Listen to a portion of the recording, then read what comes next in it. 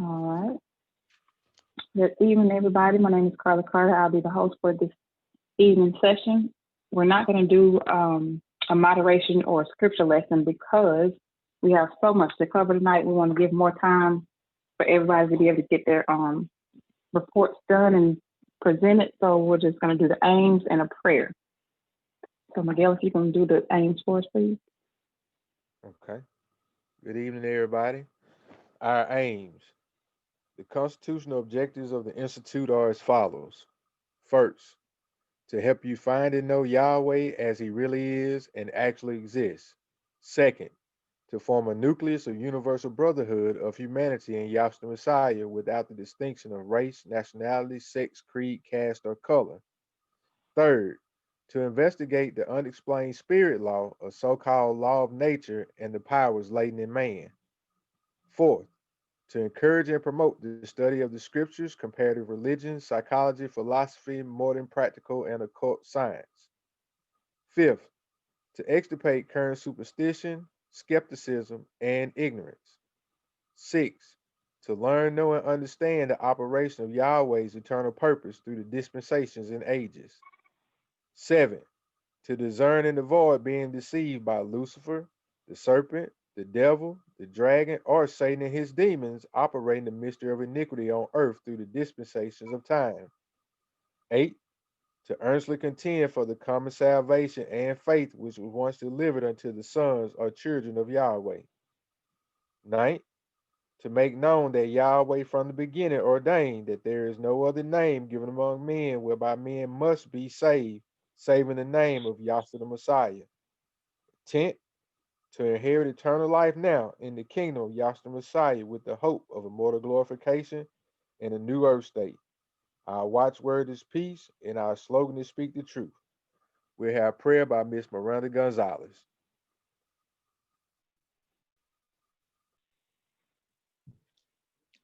Good evening, everyone. Let us bow our heart and mind for prayer. Our most gracious Heavenly Father, Yahweh, we are indeed thankful and sincerely grateful for another opportunity to gather with our brethren in this manner, in thy holy name.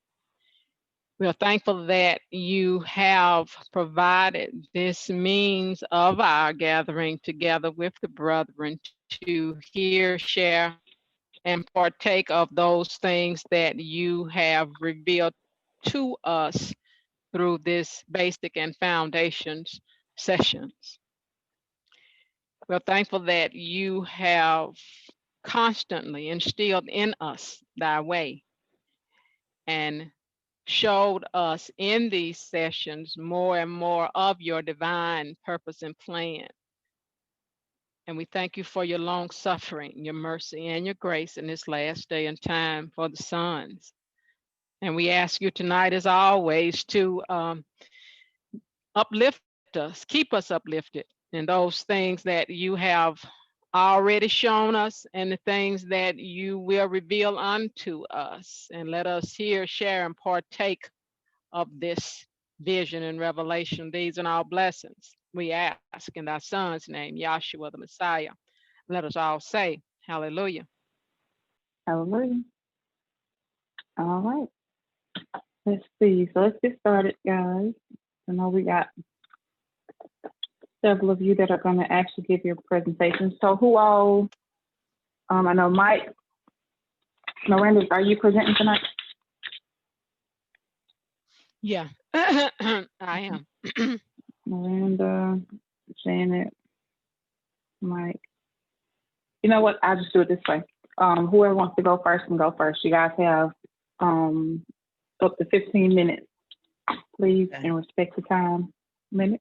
So Ms. Janet, I think you want to go first, right? Yes, I can shut my mouth. All Okay. right. You ready? Yes, ma'am. Set my timer. All right, I'm Three. ready to Oh, go. all right. Dinah, the only daughter born of Jacob, whose mother was Leah, Jacob's wife, left her family and went out to see the daughters of the land of Canaan. While on her journey, Shechem, the son of Hamor the Hittite, and the prince of the city of Shechem saw her, took her, and lay with her. Shechem became emotionally attached to Dinah. He loved her and spoke kindly to her and begged his father, the king of the city, to arrange a marriage with her of her father Jacob. Dinah, being alone in the land where they were strangers, suffered the fate that would have been Sarah's and Rebekah's had not Yahweh been with Abraham and Isaac in the land of Pharaoh and Abimelech. When Jacob heard of it, he held his peace until his sons came home, seeing that they were strangers in the land where they dwelt. But it was the custom among the Hebrews that the parents choose or the wife or husband for their offspring. Sorry, the Hebrews also had the covenant of circumcision given to Abraham and his offspring to separate them from the nations who were of the uncircumcised. And Hamor, the king of Shechem, and father Prince Shechem went out to speak with Jacob and to beg for Dinah to be his son's wife. Hammer suggests that the Hebrews make marriages with the nations, giving their sons and daughters, and taking their sons and daughters, that they could also trade with them for possessions.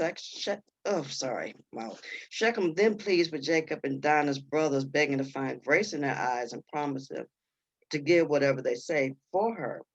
And Jacob and his sons, Dinah's brothers, Simeon and Levi, tell the prince and the king that all of the men in their city must be circumcised or it would be a great reproach upon them.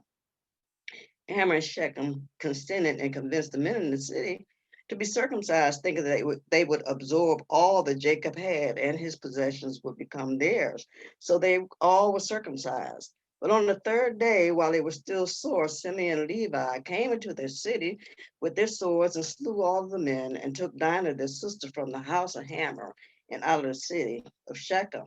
When they returned to Jacob, Jacob became afraid because of the way his sons dealt with the Hittites. He thought the surrounding inhabitants of the land would slay him and all his household because of Simeon and Levi. And Jacob was dead and buried in his conscience. But Yahweh spoke to him and told him to get up and journey to Bethel and dwell there and make an altar for him that appeared to him when he fled from the face of his brother Esau. Then Jacob told his household to put away the strange deities that were among them, and his entire household gave the strange deities and the earrings to Jacob, and Jacob buried those things under an oak near the city of Shechem. And as they journeyed to Bethel, the terror of Yahweh was upon the cities surrounding them, and the nations did not pursue Jacob and his sons. Jacob was resurrected in his conscience and lived because Yahweh was with him. Jacob and his household arrived in Bethel, where Rachel's nurse Deborah died and was buried beneath Bethel under an oak tree. It was also here at Bethel that Yahweh spoke to Jacob, changing his name from Jacob to Israel. Jacob and his household traveled to Ephrath, which is Bethlehem, and Rachel was great with child, suffering from hard labor. They were not far from Ephrath and stopped so that Rachel could be delivered of her child. The midwife assured Rachel that she would have this son also. But Rachel died in childbirth, and as her soul was leaving her body, she named her son Benoni, but Jacob called him Benjamin. And Rachel was buried where she died, not far from Ephrath, with his Bethlehem. And they traveled on. There's a principle of a death. Rachel died during childbirth, a burial. Benjamin is buried in that dying or dead womb, and a resurrection. Benjamin is delivered from his mother's dying or dead womb. There's also a principle of blood, water, spirit 40. Benjamin is coming through the blood and water of Rachel's womb. Rachel's spirit is leaving her body, and Benjamin's spirit is entering in his body. And there's a 40-week gestation period for a child to be born. Israel and his household dwelt in the land of Edar, and Jacob spread his tent beyond the tower of Edar. It was here that Reuben, Israel's eldest son, went into his father's concubine and lay with her. Jacob heard of this disrespect by his eldest son, and Reuben's actions will cost him the legal rights and status of the firstborn. Genesis 49:3-4. Reuben, thou art my firstborn, my might and the beginning of my strength, the excellency of dignity and the excellency of power. Unstable as water, thou shalt not excel because thou went up to thy father's bed. Then defiled thou it. He went up to my couch. Israel came to Isaac his father in the city of Arba, which is Hebron, where Isaac and Abraham sojourned. Isaac lived 180 years and gave up the spirit. Esau and Jacob buried him in the family tomb, which Abraham purchased from the sons of Heth in the cave of Machpelah in the field of Ephron. Esau had sons and daughters born to him also, and he took everyone in his household, to include his servants and all his substance that he acquired in the land of Canaan, and moved away from his brother Jacob because their combined substance was too much for them to live together in the land where they were strangers. Esau dwelt in Mount Seir, which was called Edom, and Esau was Edom, father of the Edomites, and his sons were dukes and kings in the land before the children of Israel ever had kings. Israel dwelt in Hebron after Isaac's death, and Israel made his son Joseph a coat of many colors because Joseph was the son of his old age, and he loved Joseph more than the rest of his children. But when Joseph's brothers saw that Israel loved Joseph more than them, they hated Joseph. Joseph, being young and unaware of his brothers' feelings towards him, tells his brothers of a dream that he had. His brothers became even more hateful of him, saying, "Will you indeed reign over us or have dominion over us?" And Joseph dreamed another dream, but this dream he not only told his brothers, he told his father as well. His father rebuked him, saying, "Shall I and your mother and brethren indeed come to bow down to thee in the earth?"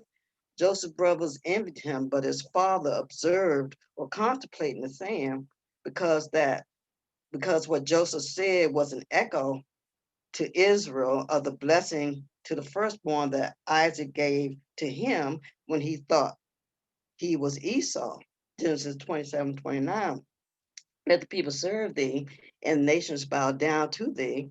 Be Lord over thy brethren, let thy mother's sons bow down to thee. Cursed be everyone that curseth thee, and blessed be everyone that blessed thee. Israel held what Joseph said in his heart, just as Mary kept what Joshua said in her heart. Luke 2, 46, 48, 49, 51. And it came to pass that after 3 days they found him in the temple, Joshua, sitting in the midst of the doctors, both hearing them and asking them questions. And when they saw him, they were amazed. And his mother said to him, "Son, why have you dealt so with us so? Look, your father and I have sought you sorrowing." And he said to them, "How is it that you sought me? Know you not that I must be about my father's business?" And he went down with them and came to Nazareth and was subject unto them. But his mother kept all these sayings in her heart. Now Jacob's brother went out to feed the flocks of their father in Shechem. And Israel bade Joseph to go and see if all was well with them. A certain man saw Joseph wandering in the field and inquired of him, "What are you seeking?" Joseph answered, saying, "I seek my brothers." The man told Joseph that his brothers left and were headed to Dothan. So Joseph went on his way to Dothan. When Joseph's brothers saw him approaching, they conspired to slay him. But Reuben heard them and delivered Joseph out of his brothers' hands, saying, "Let us not kill him, shed no blood, but put him into this pit that is in the wilderness and lay not a hand on him." Reuben desired to deliver Joseph out of his brother's hands and return him to his father again. Here also is a principle of a death, a burial, and a resurrection, because unbeknown to Joseph, his brothers were plotting to murder him. In their minds, he was dead and buried, but his eldest brother Reuben prevented them from killing him, which resurrected Joseph in his brother's conscience. When Joseph came to his brothers, they stripped him out of his coat of many colors and placed him in a dry pit in the wilderness. And while Reuben was away, Judah suggested that they sell Joseph, which is what they did for 20 pieces of silver.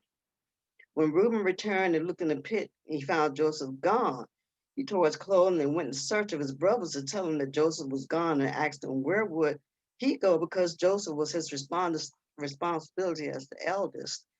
Then it was decided that they would kill a young goat and dip Joseph's coat in the blood and bring this coat to Israel. Israel saw the coat and knew that Joseph was dead and mourned for his son, placing sackcloth around his loins, and there was none in his household that can console him as he wept for his son. And Judah, the instigator of Joseph's unfortunate fate, left his father's house and his brother to seek his fortune among the nations. Judah went to a certain Adullamite named Hira in the city of Adullam. While there, he saw a daughter of the Canaanites, a daughter of Shua, and he took her, and she bore him three sons, Onan, and Shelah. Judah took a wife for his son whose name was Tamar. But was wicked in the sight of Yahweh, and Yahweh slew leaving him with no heirs. Judah bade his son Onan to go in to his brother's wife, but Onan knew that the seed would not be his. So when he went into his sister-in-law, he spilled his seed on the ground, and Yahweh killed him as well. Judah then told Tamar to return to her father's house and to remain a widow until Shelah was grown. But Judah was deceitful to Tamar, had but no intention of giving her to Shelah. During the process of time, Judah's wife, the daughter of Shua, the Canaanite, died. Judah was comforted and left with his friend Hira to visit his shepherds in Timnath. Tamar was told this and knew that Shelah was grown and Judah had not yet given her to him to wife. She removed her widow's clothing and wrapped herself in a veil and sat in an open place by the way to Timnah, where Judah saw her, and thinking that she was a harlot, he bargained to lay with her. Judah wanted to give her a kid from his flock, but Tamar requested a pledge from him to ensure that he would provide what he said he would to her. Judah agreed, giving Tamar his signet, his bracelet, and his staff. And Judah lay with Tamar, and she conceived and arose and went her way, putting her widow's garments back on. About 3 months later, Judah was told that his daughter-in-law had played the harlot and was with child, to which he replied, "Bring her forth and let her be burned." But when they brought her to him, Tamar sent the pledge that Judah left behind, saying that she was pregnant by the man to whom those items belonged. Judah said Tamar was more righteous than him because he withheld his son from her, and he left Tamar alone. And it came to pass that Tamar had twins by Judah named Pharez and Zara. And Joseph had been taken to Egypt, where he was sold to an officer of Pharaoh named Potiphar. And Yahweh was with Joseph, and Potiphar saw that Yahweh was with Joseph, and everything prospered in Joseph's hands. And he found grace in his master's eyes and was made overseer in Potiphar's house and over everything Potiphar had. And Yahweh blessed Potiphar's house and field for Joseph's sake. And Potiphar's wife desired Joseph and begged him to lay with her. But Joseph was a goodly man and refused her. Potiphar's wife would ask Joseph to lay with him every day, but Joseph refused. Then one day Joseph came into the house to do some business, and all the men were absent. Then Potiphar's wife caught Joseph by his garment and insisted that he lay with her. But Joseph refused, and he fled from the house, leaving his garments. And Potiphar's wife cried out to her household, to the men in the household, accusing Joseph of trying to mock her or rape her, and showing that he fled when she screamed and leaving her garment. When she repeated this lie to her husband Potiphar, who wait a minute, when she repeated this lie to her husband Potiphar, who then had Joseph placed in prison. But Yahweh was with Joseph and showed him mercy and gave him favor in the sight of the keeper of the prison. The keeper of the prison placed all the prisoners in Joseph's hands. It came to pass that the chief butler and chief baker offended Pharaoh and were placed in the prison. They stayed a season in the prison, and one night they both dreamed a dream. And when the morning came, Joseph came to them and asked them why they were looking so sad. And they said that they both had dreams. The butler told Joseph his dream, and Joseph interpreted it, saying, "The three branches are 3 days, and within 3 days, Pharaoh will lift up your head and restore you to your place, and you will deliver Pharaoh's cup into his hand as before." Then Joseph heard the baker's dream and told him that the three baskets were 3 days, and that Pharaoh would lift up his head from off his neck and hang him on a tree, and the birds would eat his flesh. Joseph asked the butler to think of him when it became well with him and show kindness to him, making mention of him to Pharaoh, and bring him up out of the house of bondage. And within 3 days, the butler and the baker were removed from prison, and their fates were as Joseph said. But the butler forgot about Joseph for a full 2 years. When Pharaoh had two dreams in one night, and none of the magicians or wise men in Egypt could interpret his dreams. The butler You're tells at Pharaoh 15 about, minutes. I'm You got sorry? two more. You're at 15 minutes. You got 2 more minutes. Okay, the butler tells Pharaoh about Joseph, and Pharaoh sends for Joseph. The butler tells Pharaoh about Joseph, and Pharaoh sends for Joseph. Pharaoh tells Joseph that he was told that Joseph could interpret dreams, but Joseph tells Pharaoh that it is Yahweh who interprets dreams. Then Pharaoh tells Joseph his dreams. Joseph tells Pharaoh that the dreams are one dream and that Yahweh had shown Pharaoh what he was about to do in the land of Egypt. There'd be 7 years of great plenty throughout the land, followed by 7 years of grievous famine. Joseph presents a plan to Pharaoh that would ensure the land of Egypt would not perish. Joseph's plan was good in Pharaoh's eyes, and Pharaoh placed Joseph in charge of his house and land. Joseph was dead and buried in this prison for 3 years and was resurrected by Pharaoh and made ruler over all of the land of Egypt. And Joseph was 30 years old when this was done. Pharaoh called Joseph's name Zaphnath Paneah and gave Joseph Asenath, the daughter of Potiphar, the priest of On, to wife. In later times, the 20 pieces of silver that Joseph was sold for would be the amount for the value of a male of his age by the Levites who were dedicated to Yahweh. And his age when he came before Pharaoh, 30, is when one went into the priesthood. Before the years of the famine, Asenath bore Joseph two sons, Manasseh and Ephraim. For Manasseh, for Yahweh hath made me forget all my toil and all my father's house. And the name of the second son was Ephraim, for Yahweh has made me to be fruitful in the land of my affliction. With the births of Joseph's two sons, there's a principle of blood, water, spirit, and 40 as well. Okay, I know my time's up. You're done? Yeah, I couldn't type anymore. Oh, very, very, very good. I had to mute myself out at first because I didn't know I was still unmuted. I was like, mm-hmm. I was like, oh, let me mute myself out. Very good. I'm very happy. That was so awesome. Very good. Thank you. Awesome, awesome, awesome. I really enjoyed that. All right. I think Miss Shirley wants to go next. Yes, I want to go next and get it behind me. Okay. Okay. Okay, let's see. Starting at Genesis, the 34th chapter. Now Dinah, Jacob's daughter by Leah, was defiled by Shechem, who was a Hivite, because he took her and lay with her. As you will recall in Genesis, the 10th chapter, the Hivites were the offspring of Canaan. Now Abraham and Isaac both went to great lengths to prevent their sons from taking a wife of the Canaanites, because Canaan was cursed. Genesis 9:25. Also, they were uncircumcised. We find in Genesis 17 chapter that Yahweh made with Abraham the covenant of circumcision for an everlasting covenant, and the soul of an uncircumcised male shall be cut off from Yahweh's people. The sons of Jacob were angry because this such thing ought not to be done in Israel. You find a reference to this in Deuteronomy 23:17. There shall be no whore of the daughters of Israel. Now Shechem's father Hamor asked for Jacob and his sons to give Dinah to Shechem to make his wife, and for Israel to give them their daughters, and Israel to take their daughters to make marriages with them.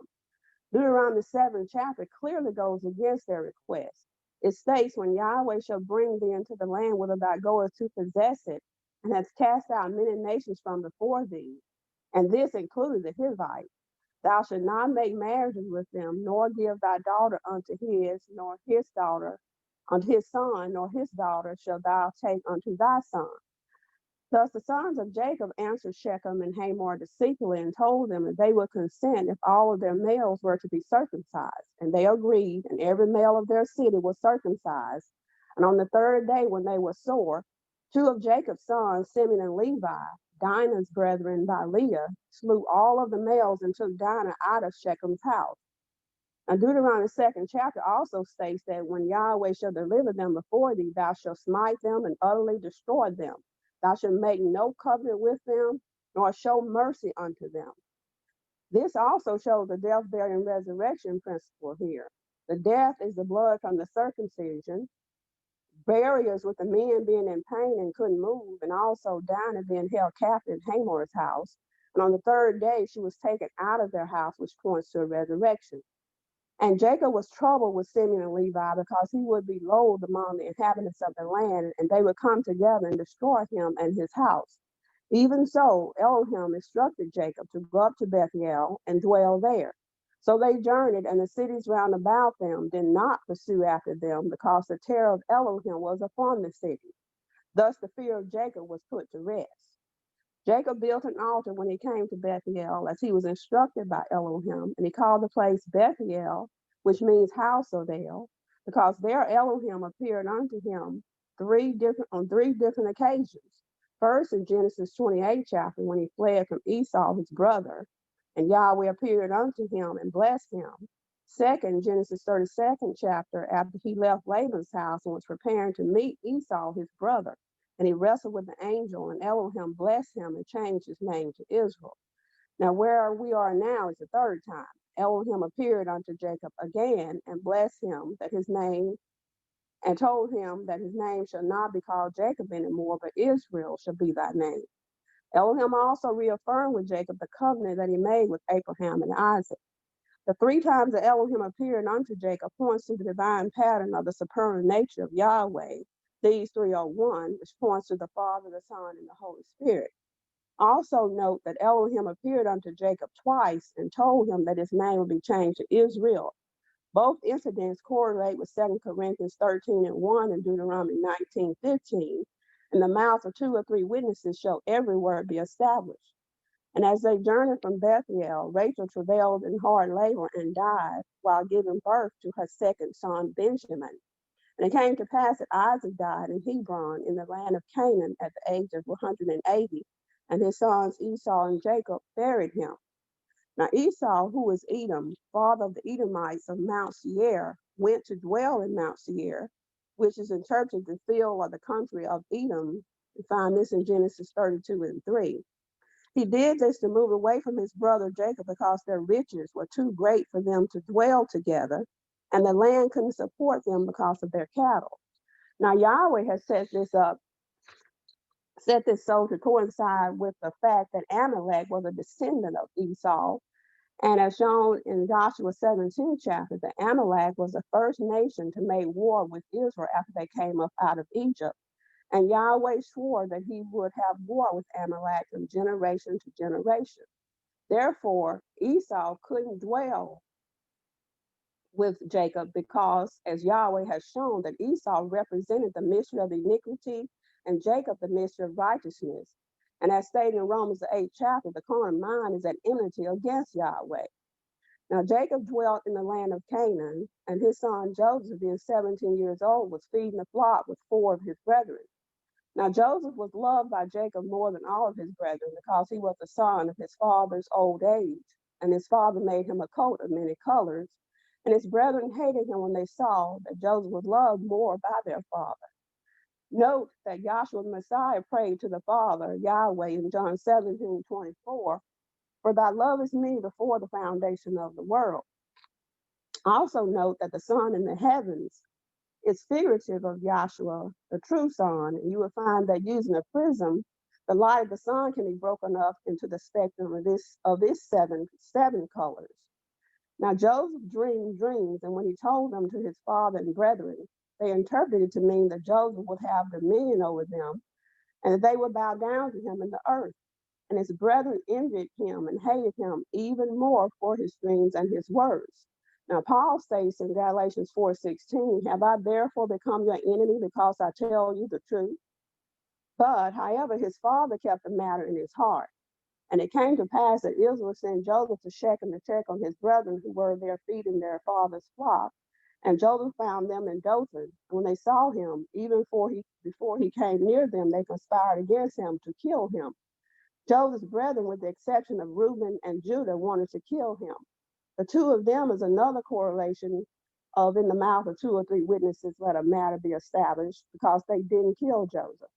When Joseph came to his brethren, they stripped him of his coat many colors that was on him and cast him into the pit.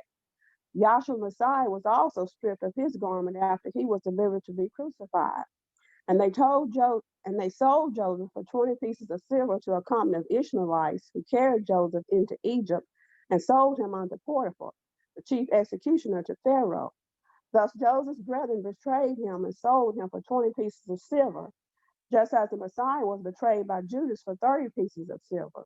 We also find the death, burial, and resurrection principle with Joseph being dead in the minds of his brethren, cast or buried in the pit, and resurrected out of the pit to be sold. And Joseph's brethren brought Joseph's coat of many colors, which they had dipped in the blood of a kid of the goats, to their father, and deceived him to think that an evil beast had devoured Joseph. And Jacob mourned for his son many days and refused to be comforted. And it came to pass that Judah went down from his brethren and saw their daughter of a certain Canaanite, Shua, and he went in unto her, and she conceived and bare him a son, And she conceived 2 other times and bare him Onan and Shelah. The two eldest sons were slain by Yahweh because was wicked in his sight, and Onan displeased him in the thing which he did. Judah promised Tamar, widow, that he would give her to his younger son to be wife when he was grown. In the process of time, Judah's wife died, and Tamar, Judah's daughter-in-law, deceived him by disguising herself because his younger son was grown and she was not given unto him to wife. And Judah thought her to be a harlot and went in unto her, and she conceived, and she bare him twins, Pharez and Zara. And Joseph was brought down to Egypt by the Ishmaelites and was sold to Potiphar, the chief executioner to Pharaoh. And Yahweh was with Joseph, and he was prosperous in the house of his master, the Egyptian. As David spake to his son Solomon in 1 Chronicles 28:13, then shall thou prosper if thou takest heed to fulfill the statutes and judgments which Yahweh charged Moses with concerning Israel. And because Potiphar saw that Yahweh was with Joseph, that Yahweh made all that he did to prosper in his hand, he made him overseer over his house and put all that he had into Joseph's hand. And Yahweh was in the Egyptian's house and filled for Joseph's sake. And it came to pass that his master's wife accused him of trying to attack her because he refused to give request to lie with her. Joseph knew that if he gave heed to her request, that he would be committing a sin against Elohim and not his master. I can see Joseph looking at this from the standpoint of the lost son in Luke 15:21, saying, Father, I have sinned against heaven and in thy sight, and am no more worthy to be called thy son. However, she persisted day by day, and Joseph still refused to take heed, and she caught his garment, and he fled. So she sent out a false report against Joseph. And when his master heard it, he put him into the prison where the king's prisoners were bound. But Yahweh was with Joseph as before, and showed him mercy and gave favor in the sight of the prison keeper. After these things, it came to pass that Pharaoh cast his chief butler and baker into prison, and they had dreamed dreams. They told Joseph of their dream and said, there is no interpreter of it. Joseph said, do not interpretations belong to Elohim? Tell me them, I pray you. This lines up perfectly with what is said. This lines up perfect with 1 Corinthians 2:11. For what man knoweth the things of a man, save the spirit of man which is in him? Even so, the things of Elohim knoweth no man but the spirit of Elohim. Joseph's interpretation of dreams was that in 3 days the chief butler will be restored into his place and the chief baker will be hanged on a tree. And it came to pass that the interpretations were fulfilled as he had said. Here we can see the death, burial, and resurrection principle with the butler and the baker being cast into prison, which is likened to a casting down to a lesser state, which points to a death. And they were in prison, which points to a burial. And one was resurrected unto life and the other unto death. Joseph had made requests to the chief butler to make mention of him to Pharaoh and bring him out of the prison, yet the chief butler forgot him. At the end of 2 years, Pharaoh's spirit was troubled because of the 2 dreams that he dreamed in the same night. And in the morning there was none found to interpret them unto him. The chief butler remembered Joseph and informed Pharaoh of the interpretation of his and the baker's dream, and how it came to pass as Joseph had interpreted. Joseph was brought out of the dungeon hastily at Pharaoh's command. Joseph shaved and changed his clothing and came unto Pharaoh. which is a principle of being made clean when you stand before the king. Pharaoh made known to Joseph that he had heard that he was able to understand a dream to interpret it. Joseph answered Pharaoh that it was not in him, but Elohim should give Pharaoh an answer of peace. Thus Pharaoh told Joseph his dreams, and he proceeded to interpret them. This is another example of no man knows the things of Elohim save the spirit of Elohim that is in him. There will be 7 years of great plenty and 7 years of famine. The famine shall consume the land and shall be grievous, so that the plenty shall be forgotten by reason of the famine following. Pharaoh set Joseph over all the land of Egypt because he saw the spirit of Elohim in him. During the 7 plenteous years, Joseph gathered up all the food which were in the land of Egypt, and corn as the sand of the sea. And the famine came as Joseph had said, and was over all the face of the earth. And Joseph opened the storehouses and sold unto the Egyptians, unto all countries that came to Egypt to buy grain. Jacob sent Joseph's 10 brethren down to Egypt to buy corn, but Benjamin wasn't sent because Joseph was afraid that mischief would befall him also. Joseph's brethren came and bowed down themselves before him with their faces to the earth. And Joseph knew his brethren, but they didn't know him. And Joseph remembered the dream which he dreamed of his brethren, which had come to pass. Joseph put them in prison together for 3 days, and on the 3rd day he instructed them what to do and live, to carry grain for the famine of their houses, with the exception of one of them, and to bring back their youngest brother unto him. And they left Simeon and returned unto the land of Canaan, and told their father all that happened unto them. And Jacob refused to let them take Benjamin down to Egypt. And Jacob instructed his sons to go down to Egypt again to buy food because of the soreness of the famine in the land. And Jacob eventually consented for them to take Benjamin with them. When they returned to Egypt, Joseph instructed that a meal be prepared for them to dine on, a sup with him. And his brothers were brought into his house, were given water to wash their feet. The brothers gave unto Joseph their presents sent by their father, and bowed themselves to him to the earth. Thus the questions that the brother and their father asked Joseph concerning his dreams in Genesis 37th chapter, shall thou have dominion over us, and shall we bow down ourselves to thee on the earth, or now seeing coming to pass? Another prophetic vision coming to pass. And that's as far as I got, 43rd chapter. Hallelujah. Right on 15 minutes. Somebody must have been practicing. That is good. Yeah, Very good. I was timing this. That is very good. I'm so proud of y'all. Y'all are doing so good. I'm just being edified. I'm seeing so many revelations as y'all going through y'all stuff. Very good. Awesome. All right, Miss Phyllis wants to go next. And I'm sorry for those of you that have joined us or are probably going to be watching on YouTube later on. I didn't even say what we were doing. We're going through the book of Genesis now because we're on the 3rd trip that Moses took him to the mountain. This is his vision that he had in the 3rd trip. And so we're actually summarizing Genesis 34th chapter through the 44th chapter. So that's what and we had to write a report.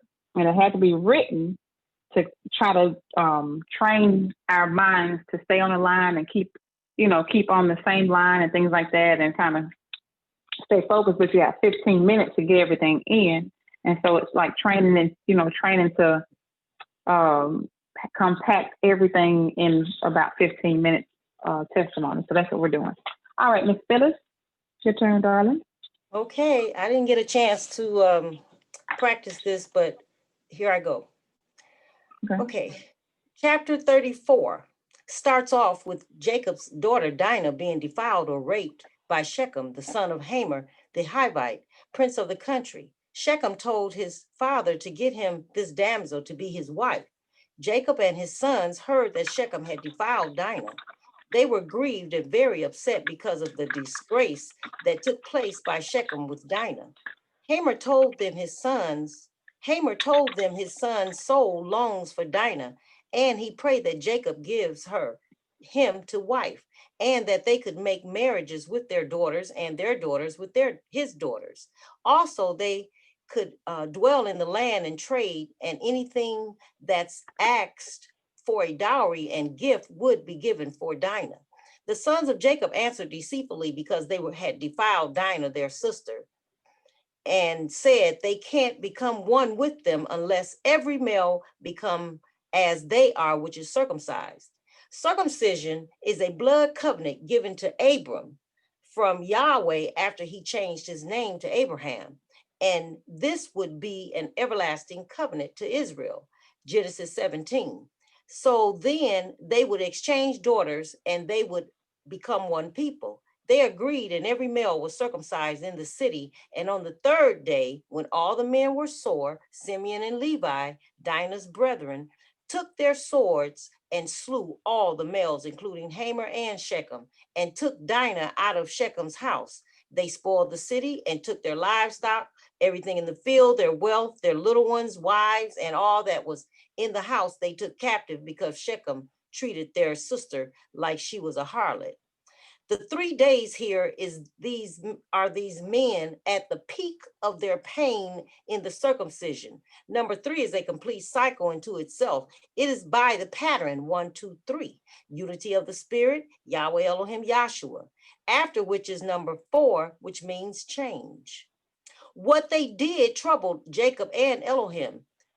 What they did troubled Jacob, and Elohim said for him to go to Bethel, which means house of El, and dwell there and make an altar unto Elohim from when he fled from Esau, his brother. Elohim blessed Jacob and changed his name from Jacob to Israel and gave him the same promise as he did his father, Abraham and Isaac, to be fruitful and multiply, and nations and kings will come from his loins, and land will be given to your seeds after you.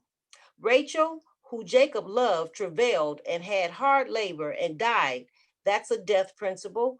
She was buried in Bethlehem, and the baby resurrected from her womb. Jacob had 12 sons. He journeyed to see his father Isaac in Mamre, the city of Arba, which is Hebron, and Isaac died at the age of 180 years old, and his sons Esau and Jacob buried him.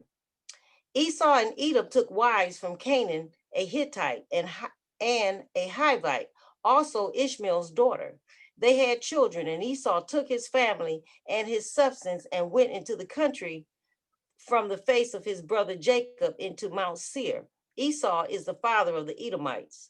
Jacob dwelt in Canaan. Joseph is Jacob or Israel's son of his old age, and he loved Joseph more than all his children because of it.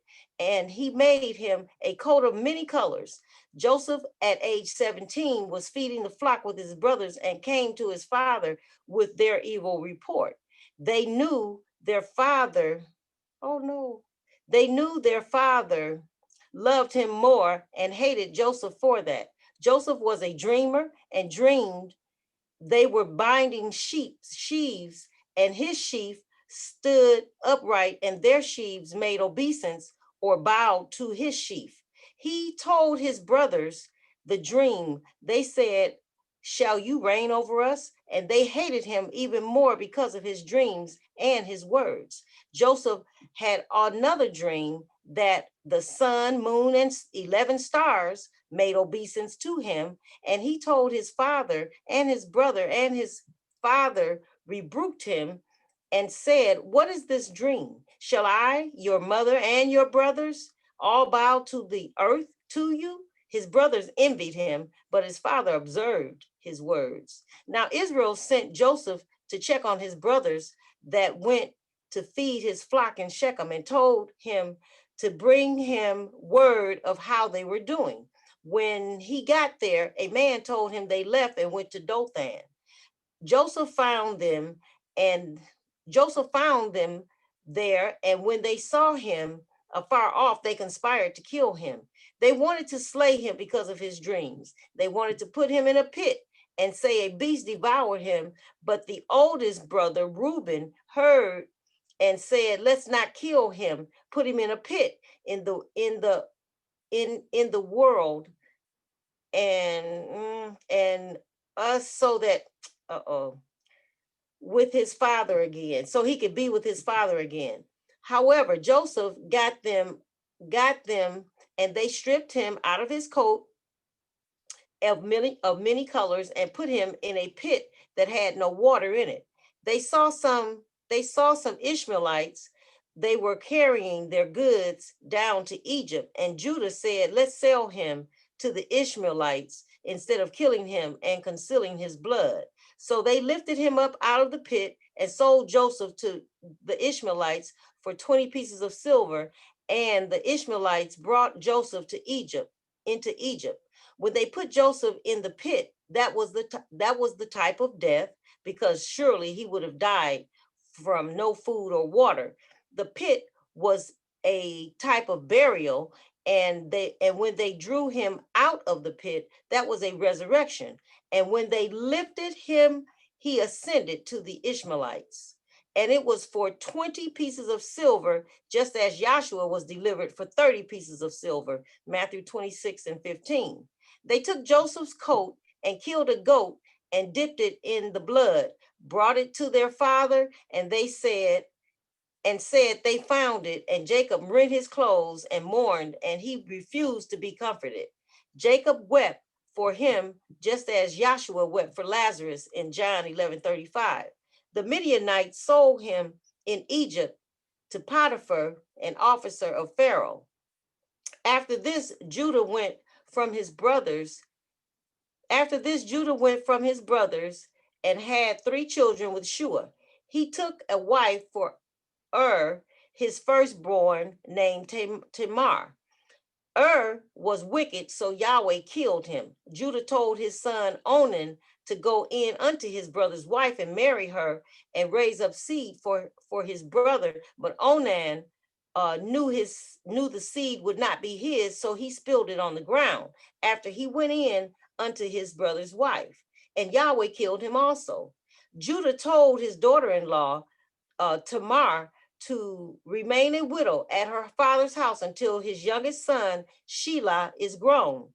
And Judah's wife died, and Judah went to Timnah with his friend, the Adulamite. It was told to Tamar that Judah was in Timnah, and she took off her widow's clothes and wrapped herself and put a veil over her face and sat in an open place, for she saw Shelah was grown and was not given to him as promised. Judah saw her and thought she was a harlot. He wanted to go in unto her, and she wanted a pledge, because he said he would send her a kid from his flock.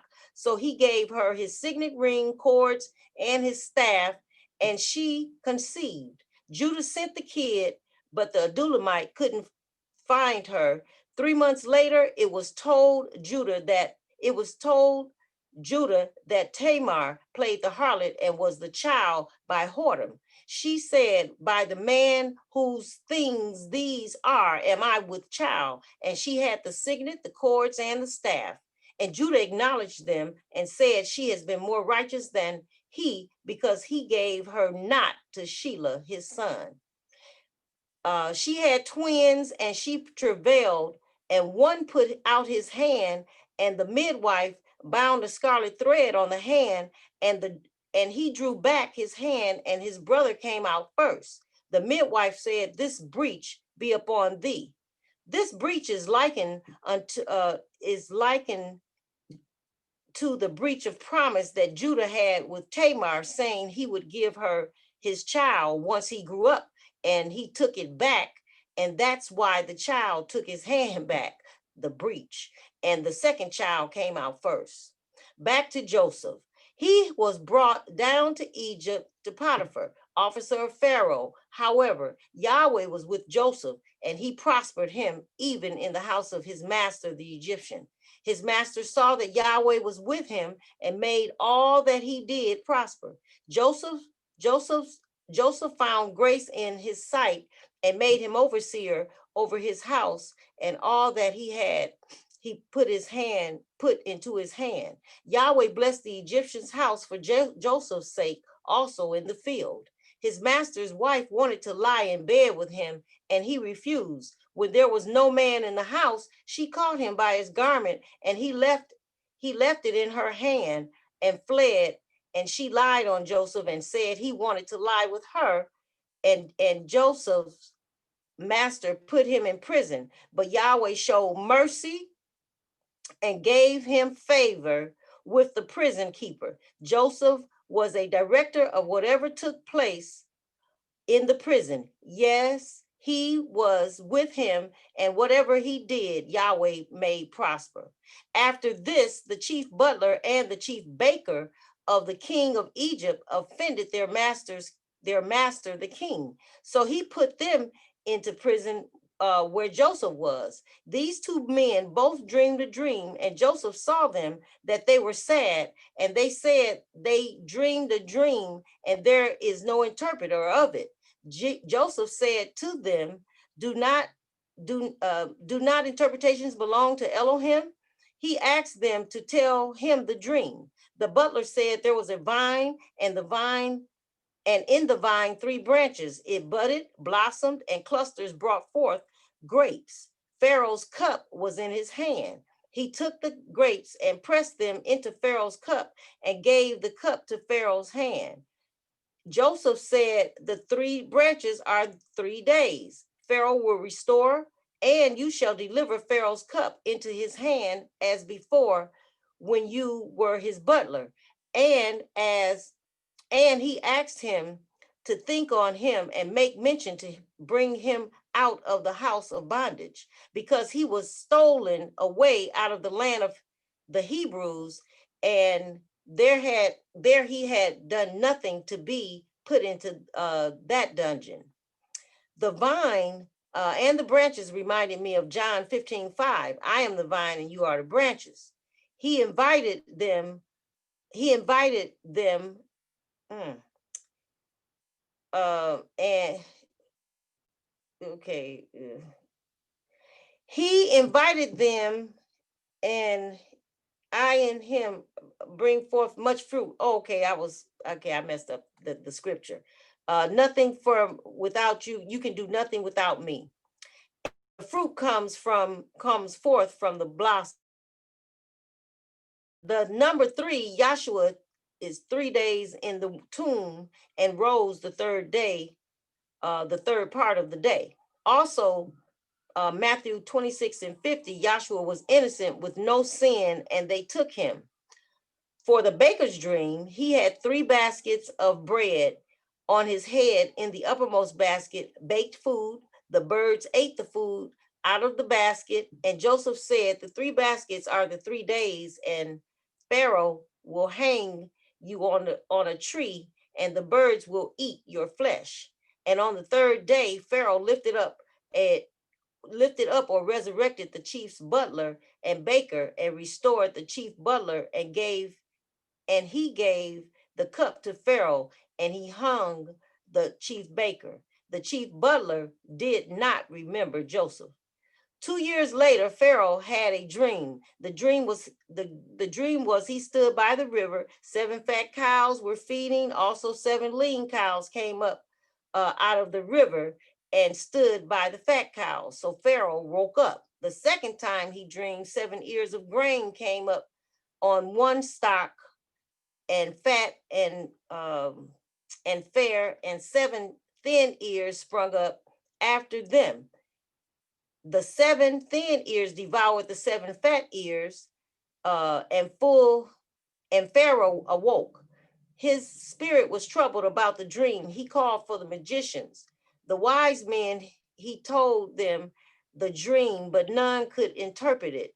The butler said to Pharaoh, a young Hebrew man interpreted the dreams, and he and the baker,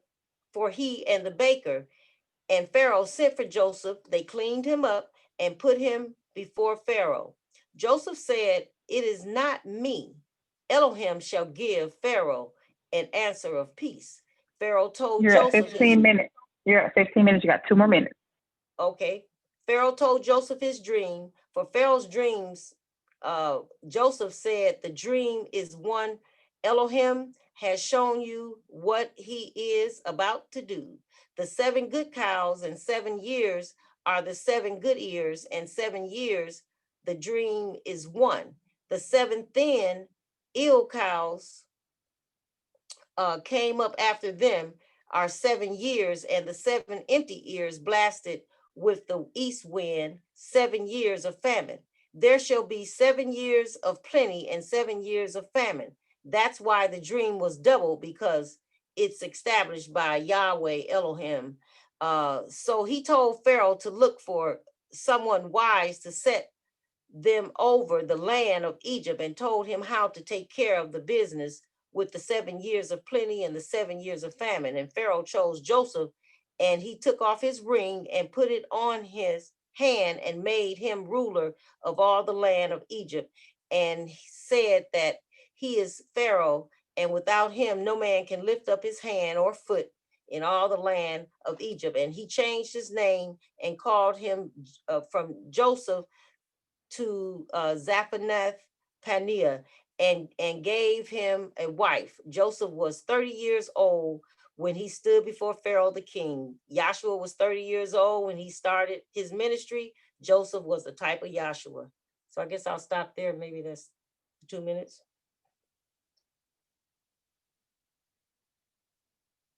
I can keep going, but is that I'm 2 sorry, I was minutes? talking. Okay. Yeah, that was 2 minutes. How much more you got?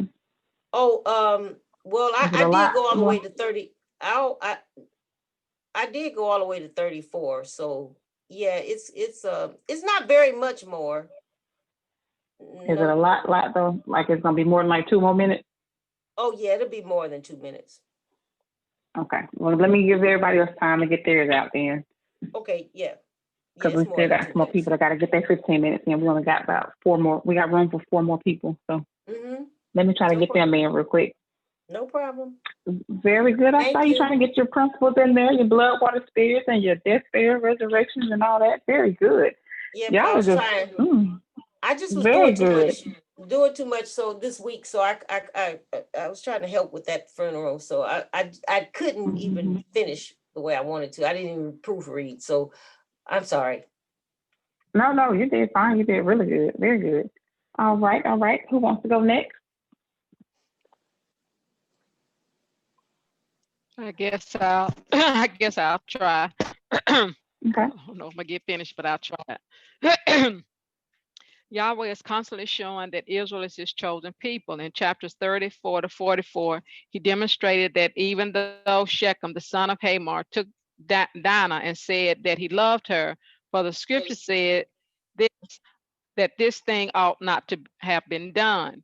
Yahweh was showing how that Israel could not intermingle with the other nations, even though Hamor and his son Shechem said that they would they would become as one people. Give your daughters to our sons and our sons to your daughters. Yahweh is showing Gentiles were not to mix. This was before the law was given, in order to keep the inheritance separate that they were to receive. Two of Jacob's sons, Levi and Simeon, after their father told them what had happened to their sister, were angry, and they told Hamor and his son if they would be as their people, all men circumcised and live as they lived, that they would agree. However, the men were in the process of healing 3 days out, that Simeon and Levi took their sword and killed all the men, and they took their wives, their little ones, their cattle, and all their possessions, for they said, should not our sister be treated as a harlot? Now Elohim appeared, which is a vision, unto Jacob, and told him to go to Bethel and dwell and build an altar. Also, that all the people should put away all the strange idols to clean up. And Jacob buried all those things under an oak in Shechem. And the terror of Yahweh, El Shaddai, was upon all the cities about them. And so the people did not pursue after Jacob. At this time, Deborah, Rebecca's nurse, died and was buried. Elohim also changed Jacob's name to Israel at this time. So this is how a man's name is changed. If Yahweh says it's changed, it's changed. So from that day forth, he was called Israel. El Shaddai restated for the man to be fruitful and multiply, and restated the promise that he had given to Abraham and Isaac, that he would give them the land. Israel called the name of the place Bethel. During this time, Rachel went into hard labor, but before she died, she called her son Benani, but Israel called him Benjamin, the son of my right hand. So Rachel was buried. Afterwards, Reuben lay with Rebekah's concubine, Bela, which is Rachel's handmaid, and his father heard about it. The sons of Israel were 12, 6 by Leah, two by two by Rachel, two by Bela, and two by Zilpah. And Israel died and was buried by his sons Esau and Jacob. Now Esau took his wives of the daughters of Canaan, which Elohim had told Isaac not to take a wife. Esau, which is Edom, took his possessions and his family into Mount Seir because his possessions and his brothers were too much for the land, like Abraham and Lot. Esau's sons were a great nation as well and were like the sands of the sea and the stars of heaven in number as well. Joseph at the age of 17 was his father. Now Joseph at 17 was with his father's concubines' sons, and he brought their evil report to his father. Now Israel loved Joseph because he was a son of his old age, and he made him a coat of many colors, and his brothers envied him. Then Joseph dreamed and said that they were binding sheaves in the field, and his sheaf rose up, and their sheaves made obeisance to his, and they hated him the more. He dreamed the second time, and the sun and the moon and the 11 stars made obeisance to him, and his brothers hated him. His father said, "Shall I and your mother and your father and your brethren bow down to you?" But his father observed the saying. Then one day, while his brethren were out tending the flock, Israel sent Joseph out to check on his brother, and when they saw him afar off, they conspired to kill him and said, "Now we'll see what become of his dreams." However, Reuben said, "Don't kill him. Let no blood be on our hands." But as Joseph got to them, they stripped him of his coat of many colors, put him in a pit with no water, and sat down to eat. So they sold their brother to some Midianites. For Judah said, "What profit is it if we slay him?" So they sold him for 20 pieces of silver.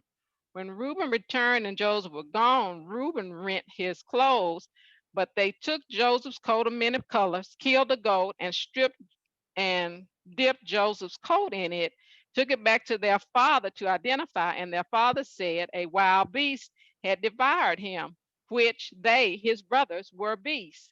So Israel rent his clothes and mourned for his son, and his sons and daughters tried to comfort him, but he refused to be comforted, to show the evilness of a man, so to do this, and look their father in the eye and tried to comfort him, knowing what they had done.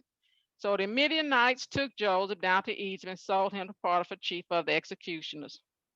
Now during this time, Judah went and took a wife, Shua, and she bare him sons, Onan, and Selah. A wife was taken for the firstborn, named Tamar. And was wicked, so Yahweh killed him.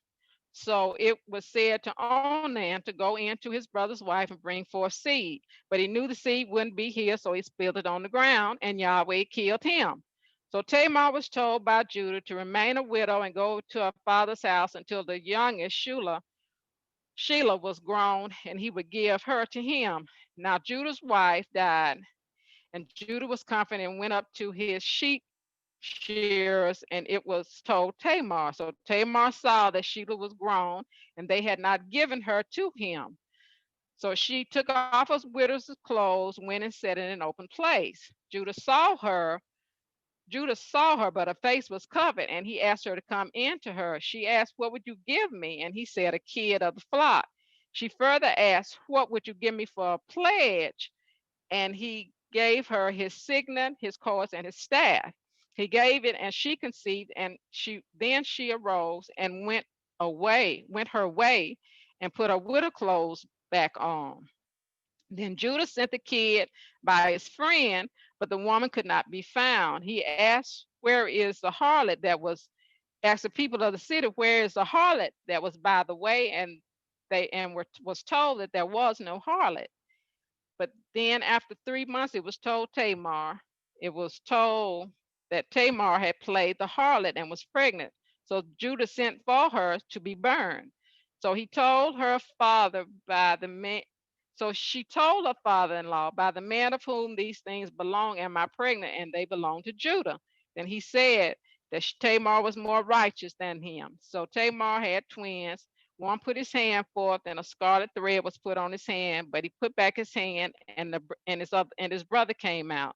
The one that broke through was named Perez, and the one with the scarlet thread was called Zamar. Now Joseph was brought down to Egypt, and he was brought by Potiphar, chief of the execution, and Yahweh was with Joseph, and he was prosperous. Yahweh made all that Potiphar had to prosper because of Joseph. But Potiphar's wife wanted to sleep with Joseph, and he said, "No, my master does not know what he has with him in the house," and he refused, saying, "I can't do this great wickedness," and sinned against Yahweh.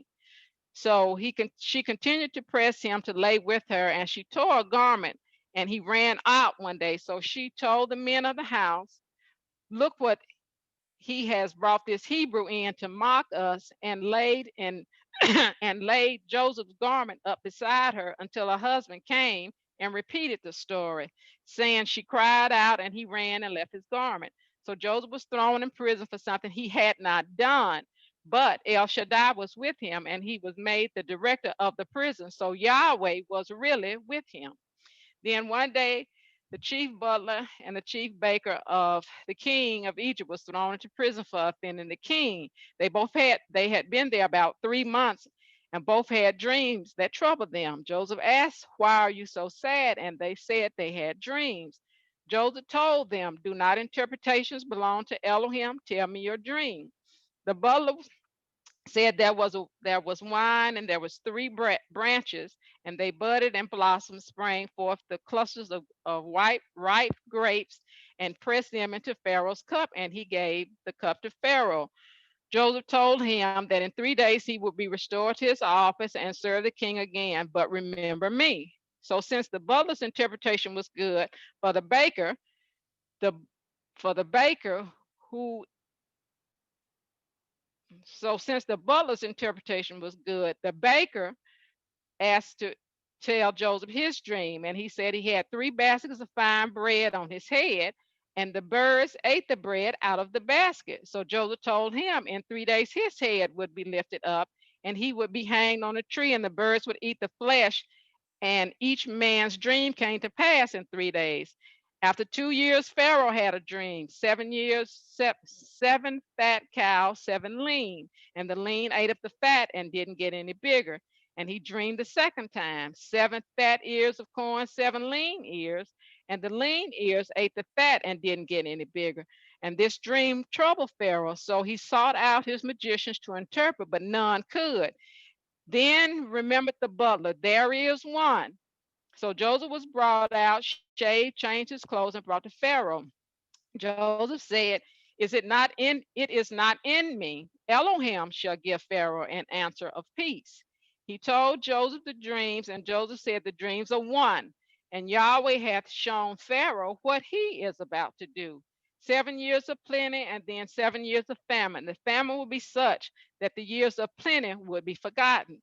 Joseph also told Pharaoh to pick out a man discreet and to store up 1/5 of the years of during the years of plenty. Pharaoh said that since Yahweh had shown him that there was none as discreet as him, so Joseph was placed over the storehouses in Egypt. Pharaoh changed Joseph's name to that name that everybody has said, and gave him a wife, Erseth, and she had sons, Manasseh and Ephraim. Then the 7 years of plenty was ended. All the people had to come to Joseph, Egyptians as well, for food, for the famine was was over the whole earth. Now Joseph's father Israel heard there was corn in Egypt, and he sent his sons to get food, but he kept Benjamin for he was afraid mischief might befall him. The brothers went to Joseph for food. Joseph knew them, but they didn't know him. He asked them, where were they from? Was their father still alive? Did they have any other brothers? But Joseph said, you are spies. And they said, we are all the sons of one man. One brother was with their father and the other was not. So Joseph put them in ward for 3 days. When he let them go, he said, I'll keep one of you to prove you are not spies, and bring your younger brother back with you. Then they said, we are verily guilty concerning our brother, and this is why we are in distress. Joseph understood them and turned from them and wept. So they kept Simeon, and Joseph had their money put back in their sack, and on the way back, they stopped to feed their asses, and one found the money back in his sack. So they were afraid and said, what is this that Elohim has done? When they got back to their father, they rehearsed the story of the man speaking rough to them, and that he had kept Simeon in prison until they bring Benjamin back. Reuben said, slay my two sons if I don't bring Benjamin back. So in process of time, the famine was sore in the land, and it was time for the sons to return to Egypt for food. Israel asked them, why did you tell the man you had another brother? But they said, he asked them, is your father living? Do you have other brothers? So Israel told them to take double the money, some fruits of the land, some balm, some money, spices, myrrh, nuts, and almonds. When Joseph saw Benjamin, he had the men prepare a meal and bring them to his house, but they were afraid. Joseph came and asked of their father's welfare, and they bowed down their heads in obedience, as Joseph had seen in his dream. When he saw Benjamin, he had to leave. And as he wept, and he washed his face and returned to them. They set bread. They brought bread for Joseph, his brethren, and for the Egyptians, for it was an abomination for them to eat with the Hebrews. He sent food to them. He sent food to them, but Benjamin's food was 5 times more than the other brothers. And the stewards were commanded to fill the men's sacks and to put his, and Joseph commanded them to put his cup in Benjamin's sack. So they sent them on their way when it was light. And then Joseph sent his steward and saw how to say, how do you render evil for good, and accuse them of taking his silver cup. However, one spake up and said, whosoever sack it is found in, to kill him, and the rest would be servants. They searched, and the cup was found in Benjamin's sack, and they were taken back to Egypt. Joseph told them they could go free, but Benjamin had to stay and be his servant. Judah explained that Benjamin was the son of the wife that Israel loved, and his other brother was not. And if they didn't bring him back, his father would surely die, for his life was his son's life, and since he had already lost a son. So Judah asked to be kept instead of Benjamin, lest he see the evil that should come upon his father. Oh, and I'm out of breath. That's it. Okay, I'll listen to you right at 15 minutes anyway. All right. Very good. Awesome, awesome. Okay. Who wants to go next? Sweating like a pig. I'll go. Okay. Dinah, the daughters of Leah and Jacob, went out to see the daughters of the land, and was defiled by Shechem, the son of Hamor the Hivite. Shechem loved Dinah and asked Hamor to get her for his wife. Now Jacob heard that Shechem defiled Dinah and held his peace until his sons came home. When the sons heard about Dinah being defiled, they were grieved and very wroth, because Shechem brought this disgrace to Jacob's daughter, which should not have been done. Hamor communed with Jacob and his sons to ask for Dinah to be Shechem's wife. Hamor suggested that they make marriages with their daughters, and Jacob's offer their daughters in marriage, and dwell with them and trade with them and get possessions therein. But Jacob's sons answered deceitfully, saying, because Shechem defied Dinah, they couldn't give her to someone that was uncircumcised, for it be a reproach to them. So every male that went out of the city was circumcised. And on the third day, the circumcised men were sore. Simeon and Levi, who were Dinah's brothers, took their swords and killed all the males, including Hamor and Shechem, and spoiled the city. Jacob feared the Canaanites and the Perizzites would join together against him and kill him. Then Elohim told Jacob to go dwell in Bethel and build an altar. Jacob did as Elohim commanded and called it El Bethel, because Elohim appeared to him when he fled from his brother Esau. And Elohim appeared to Jacob again and changed his name to Israel. Elohim also said to him that he was El Shaddai, to be fruitful and multiply, and that he would give the land which he gave to Abraham and Isaac to them, to the seed after him. As they traveled from Bethel, Rachel gave birth to Benjamin, then died. And then it goes on to name the sons of Jacob, which later became known as the 12 tribes of Israel. Now, Israel loved Joseph more than all of his children and made him a coat of many colors, and his brothers hated him because Israel loved him more. Joseph dreamed a dream and told it to his brothers, to where they replied, "Should you reign over us?" And they hated him even more. Then Joseph had another dream where the sun, moon, and the 11 stars made obeisance to him. He told the dream to his father and his brethren, and Israel rebuked him and said, "Shall I, your mother, and your brethren come to bow down ourselves to the earth?" But Israel observed the saying, while his brothers envied. Jacob sent Joseph to check on his brethren while they were feeding their father's flock in Shechem. But they had moved on to Dothan. So Joseph went after them. When they saw Joseph approaching, they conspired to kill him. But Reuben told them, "Let's not kill him, but cast him into the pit." So when Joseph came near to his brethren, they stripped him of his coat of many colors and threw him in the pit. Then they sold Joseph to the Midianites for 20 pieces of silver, and then he was brought down into Egypt and sold to Potiphar. Joseph's brethren took his coat of many colors and put goat's blood on it and took it back to their father. And once Jacob saw the coat of many colors, he knew it was Joseph's, and he mourned for many days. Now Joseph was sold to Potiphar down in Egypt, who was the chief executioner for Pharaoh.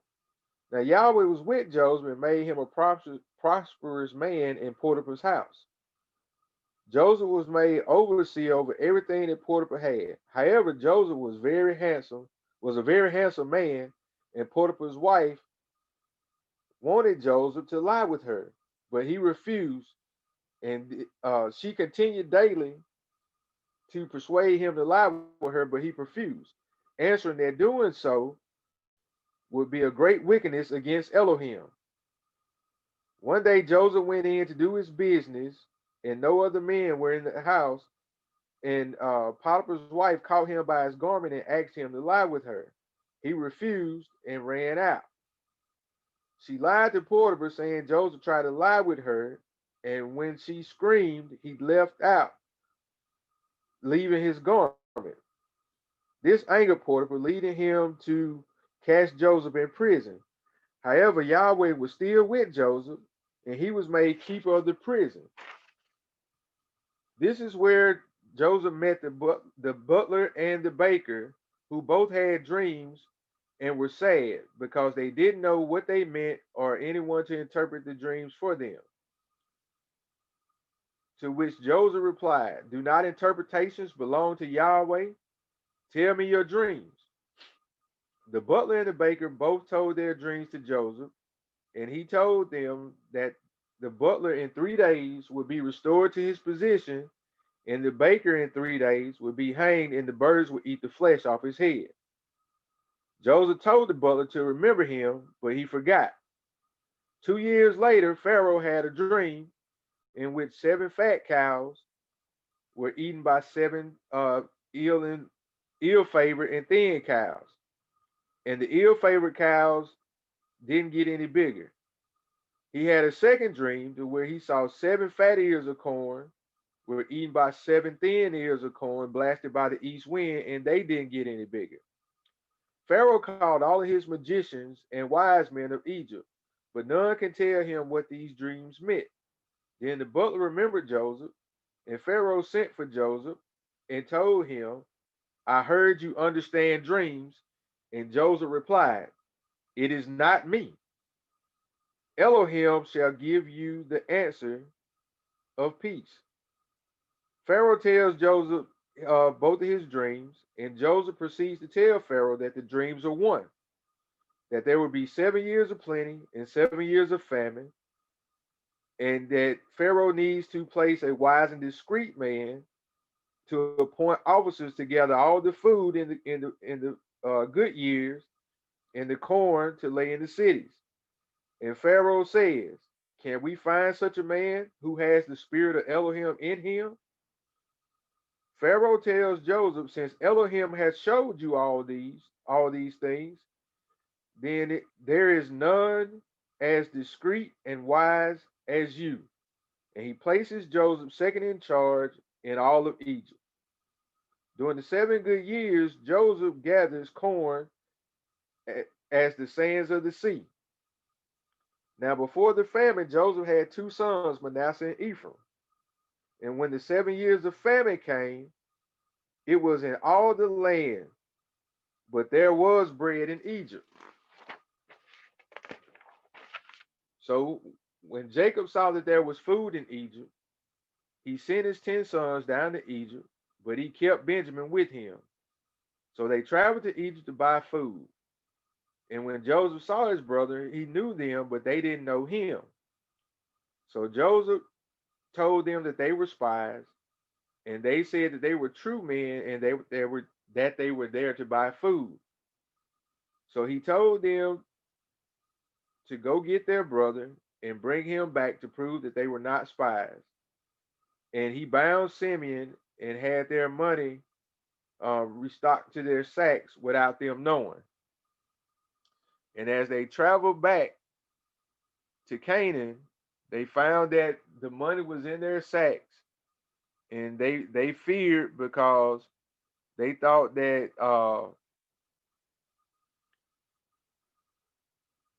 Joseph would treat them unfairly or treat them bad because they still had the money in their sacks.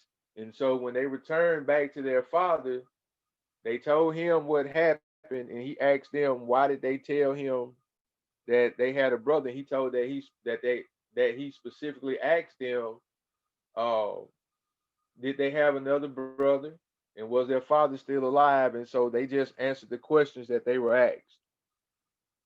And that's the end of where I made it to. All right, very good. All right. Who wants to go next? We've got a few more minutes. Well, a couple more. Okay, Carla, I'm gonna try this. Okay. You already wrote yours? Yours is written? Yeah, Okay, yeah. What you mean try? Girl, you know you got it. I really do have an awful headache, but that's beside the point. I'm gonna try this anyway.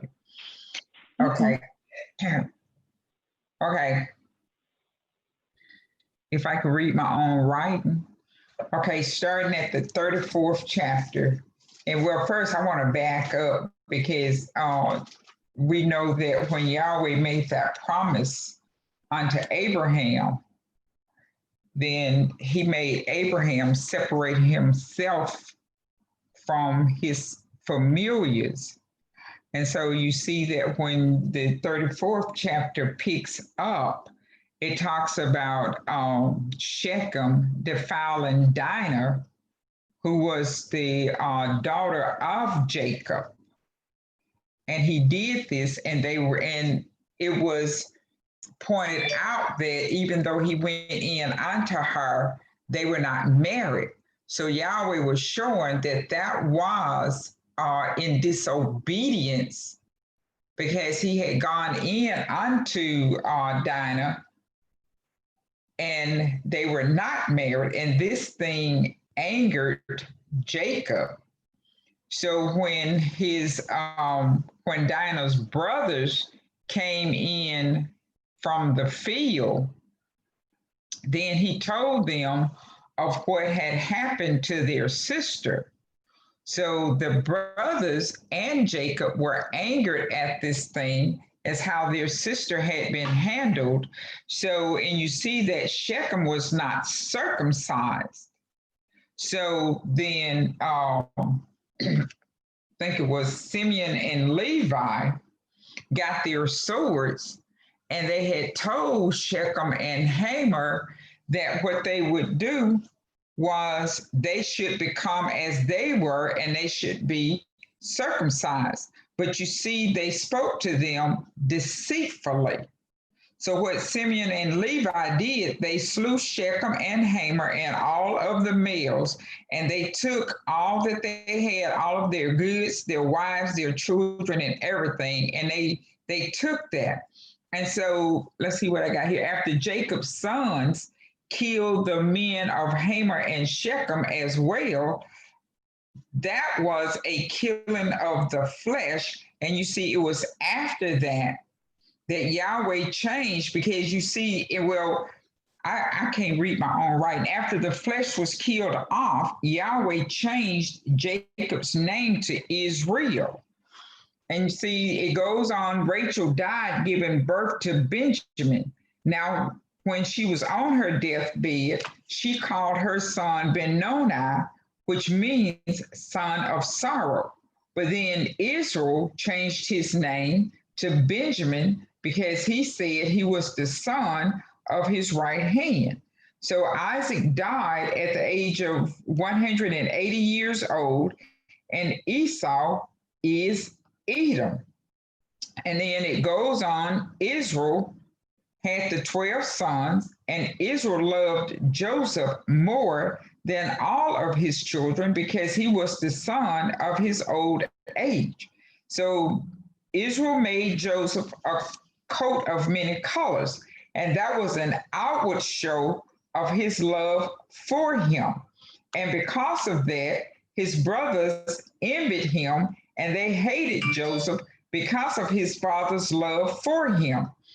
So they were out in the field, and Joseph went to report the evil that his brothers were doing to his father.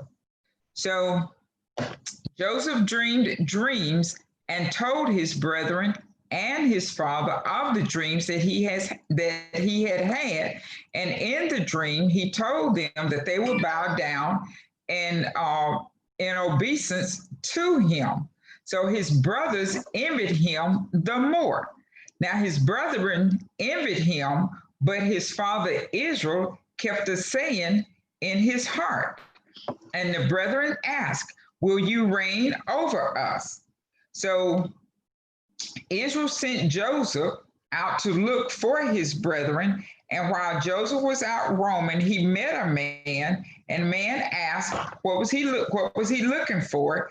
And he told them that he was looking for his brethren. And the man said he saw him in ways off. So Joseph saw them, and they conspired against him to slay him while he was afar off from them.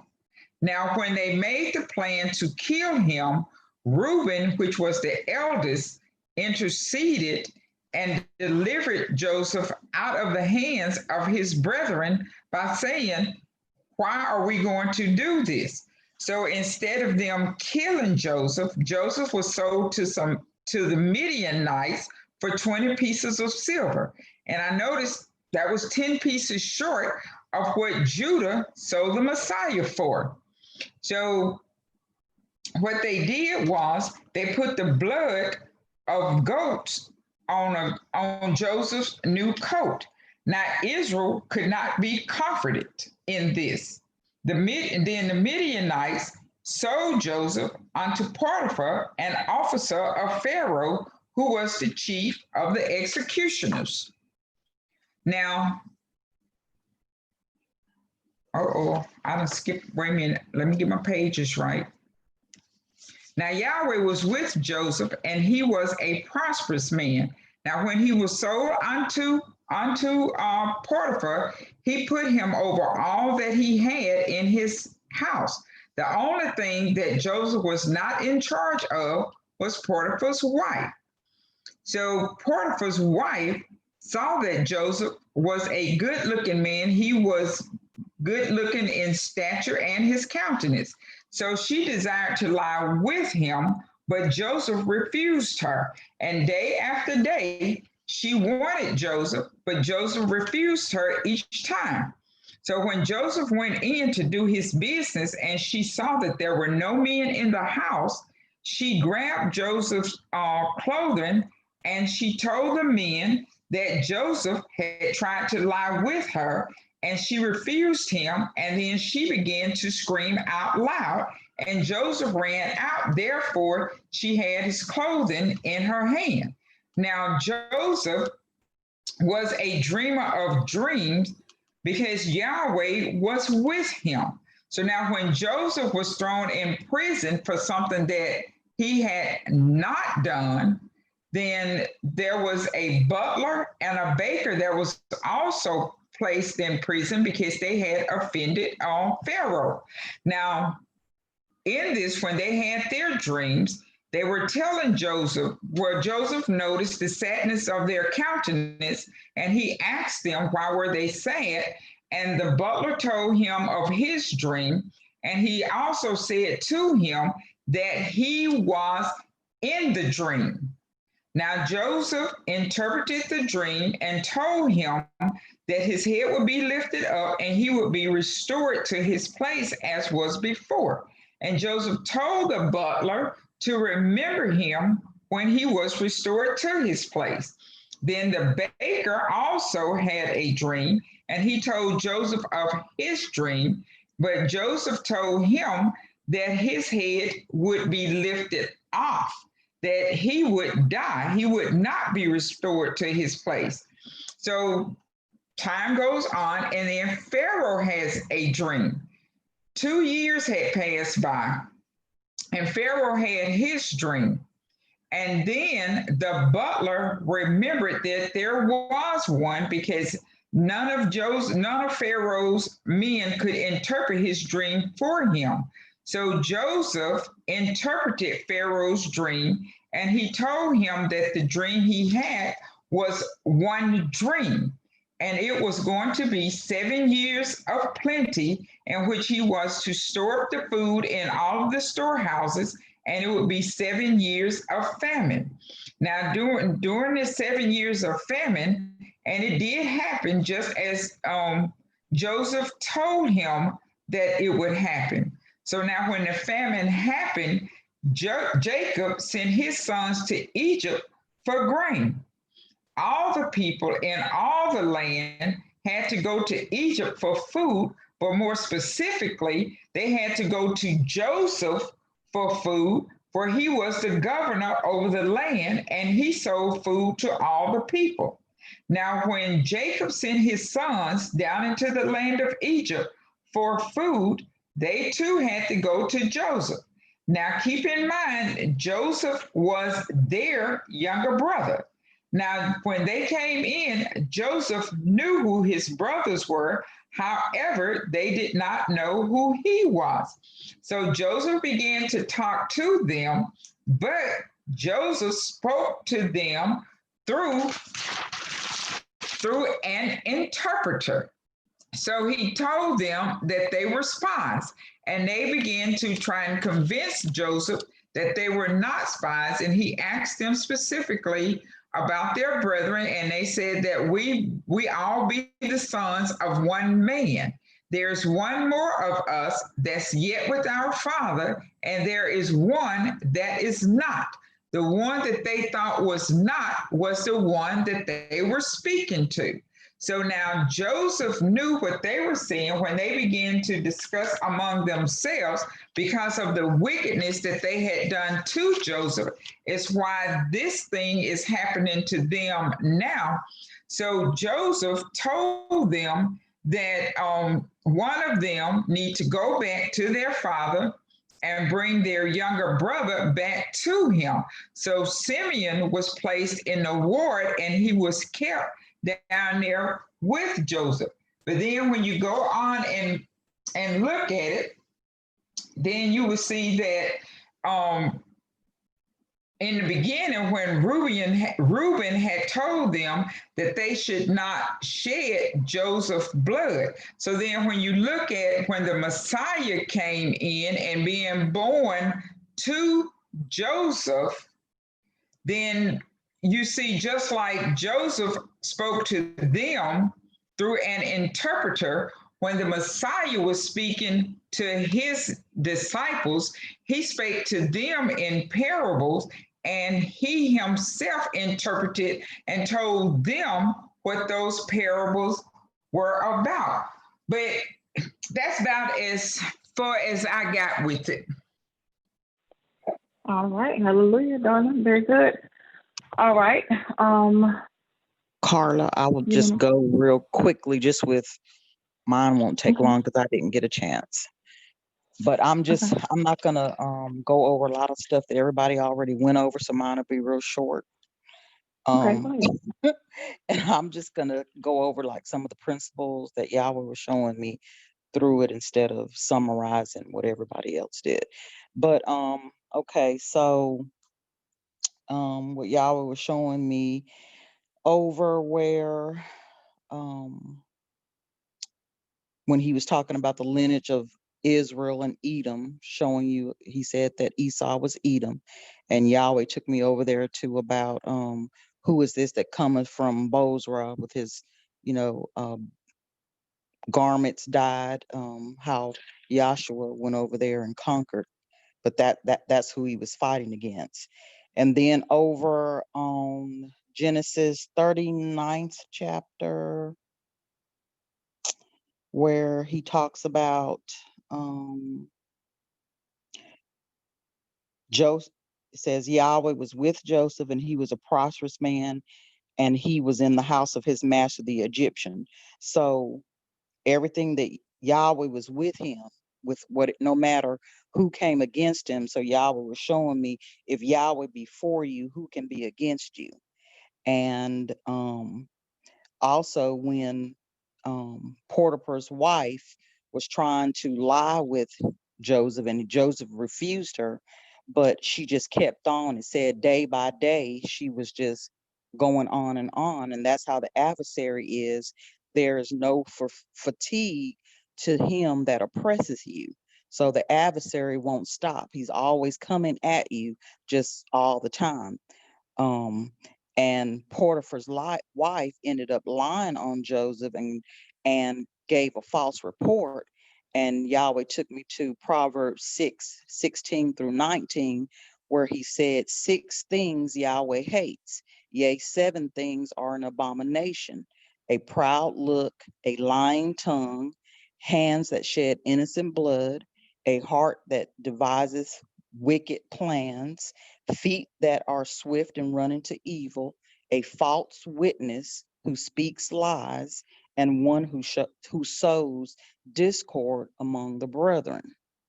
So Yahweh was showing me that in that particular reading.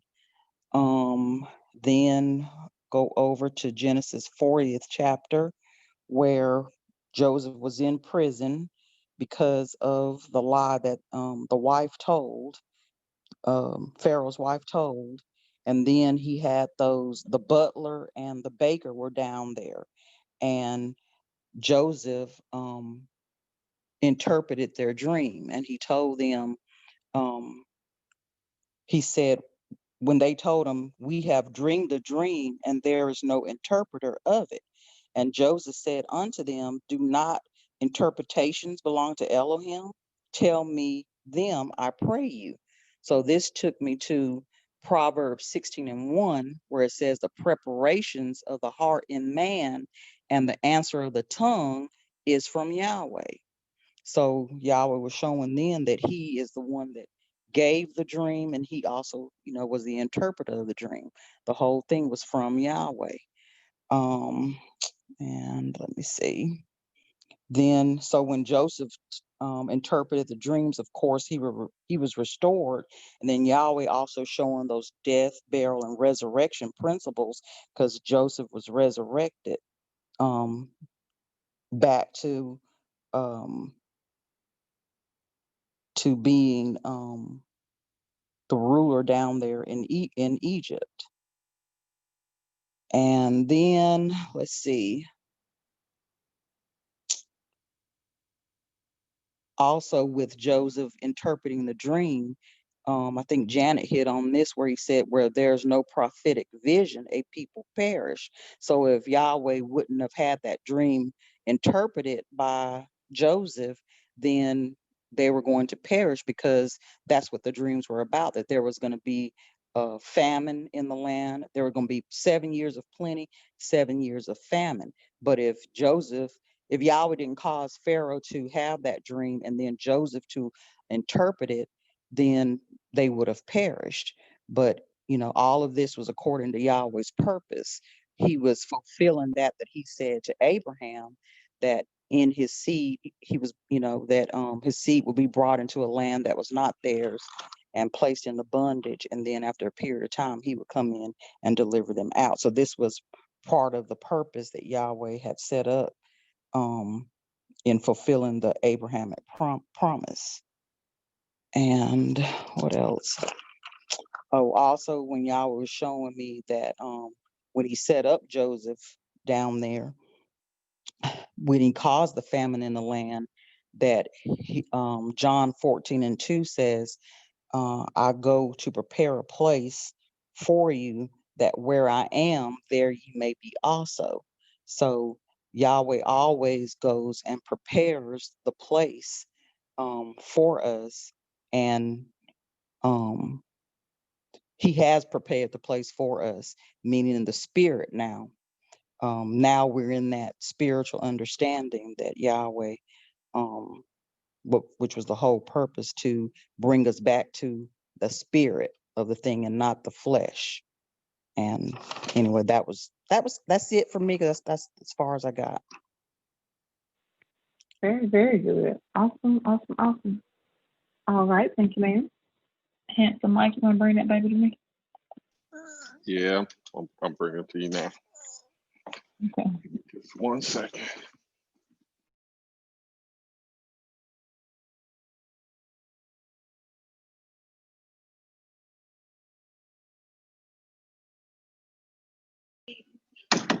All right. Here we go. Hold on here. Sorry. All right. My report begins with the defilement of Dinah, Jacob's daughter, by Shechem. Although Shechem's soul clave unto her, and he loved her, he was of the Hivite nation, an uncircumcised nation. Furthermore, he did this out of wedlock. It's important to understand the importance of preserving seed and avoiding intertwining with heathen nations, especially descendants of Canaan, that have no love or respect unto Yahweh. The mystery of righteousness and mystery of unrighteousness have been coming on down through the dispensations and ages, being manifest in mankind. The Hivite nation are descendants of Canaan, representing the mystery of unrighteousness. And the seed of Abraham, which is Israel, is likened unto the mystery of righteousness, from whom Yahshua the Messiah would eventually come through the loins of a virgin in fulfillment of Yahweh's promise to Abraham, that in his seed shall all the families of the earth be blessed. Abraham married his half-sister. Isaac had to wife someone from his father's country, which was his cousin. Jacob had to do the same thing.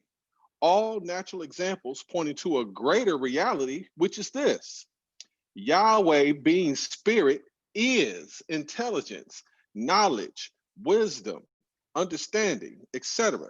These attributes, which are Yahweh, are kin to one another. Proverbs 7, 4 through 5 states this: say unto wisdom, thou art my sister, and call understanding thy kinswoman, that they may keep thee from the strange woman, from the stranger which flattereth with her words. If we are true sons of Yahweh, then wisdom is our sister, understanding is our kinswoman, and we should seek to make a union with that. The strange woman is hate, deceit, covetousness, vainglory, etc., likened unto those heathen nations. The examples we read throughout the scriptures are all pointing to the reality, and it's so beautiful. That's why Israel was prohibited from marrying into other nations. That's why Jacob and Rachel were grieved when Esau took the daughters of the other nations to wife. That's why Abraham's instructed his servant to go back to his home country to find a wife for Isaac from amongst his own people. Yahweh didn't make a union with hate, neither knowledge and intelligence make a union with ignorance and lust. We can't have anything contrary to the fruits of the Spirit as a union unto us. So, the sons of Jacob deceived the men and convinced them all to be circumcised, and that they will be one people and together share the same substance and basically be a union. The conclusion was that on the third day, while the men were sore, the sons of Jacob came and slew all of them. Carnality, which is what the Hivites represented, in this case being descendants of Canaan, is at enmity with Yahweh. Deuteronomy 20, 16 through 17 reads this: but of the cities of these people, which Yahweh thy Elohim doeth give thee for an inheritance, thou shalt save alive nothing that breatheth, but thou shalt utterly destroy them, namely the Hittites and the Amorites, the Canaanites and the Perizzites, the Hivites and the Jebusites, as Yahweh thy Elohim hath commanded thee. Yahweh was showing forth spiritual principles through natural examples. So Yahweh instructed Jacob to leave and to go to Bethel, where Yahweh had appeared unto him where he fled from Esau. Then Jacob told his household to put away the strange gods from among you and be clean. Also, he told them to change their clothes. This is before they even left to go to Bethel to make an altar unto Yahweh. Now, it's imperative that we understand a cleansing is necessary within our own household, just as Jacob knew this was necessary. Another example of this is when Israel arrived at Mount Sinai after being freed from Egypt. They were instructed to clean themselves up in order to present themselves unto Yahweh on the third day. Yahshua also washed his disciples' feet to show forth that he was cleansing their souls by cleansing the soles of their feet. So as they journeyed to Bethel, the terror of Yahweh was upon all the cities because of what happened at Shechem. This is in correlation to what transpired in Egypt. When the Israelites were freed, the terror of Yahweh was upon the cities as they marched on to their inheritance. When they arrived, Jacob built an altar unto Yahweh, and he changed his name to Israel. Then Jacob made a drink offering, and he poured oil on the altar. So in this, we have a blood principle with the slaughter at Shechem, the water principle in them having to clean up before the journey, and the spirit is Yahweh appearing to Jacob to change his name to Israel. So Rachel died and giving birth to Benjamin, and Israel loved Joseph more than all of his children, which caused 10 of the brothers to hate Joseph, and Israel made Joseph a coat of many colors. So Joseph dreamed that his brothers would make obeisance to him. This made the brothers hate him more. So the brothers suggested killing Joseph, but Reuben suggested otherwise. Eventually, Joseph was sold to the Ishmaelites for 20 pieces of silver. So they took Joseph's coat, dipped it in blood, and brought it unto Israel, and he wept and mourned Joseph. Now, when Joseph arrived in Egypt, he was sold to Potiphar, Pharaoh's officer and captain of the guard. So in this, we have a blood, water, spirit principle. The blood is the brothers of Joseph dipped the coat in blood. The water is Israel wept for his son, thinking he was dead. And the spirit was Yahweh was with Joseph the entire way. Additionally, it had to be 10 brothers against Joseph due to disbelief in what he dreamed twice concerning them giving obeisance unto him.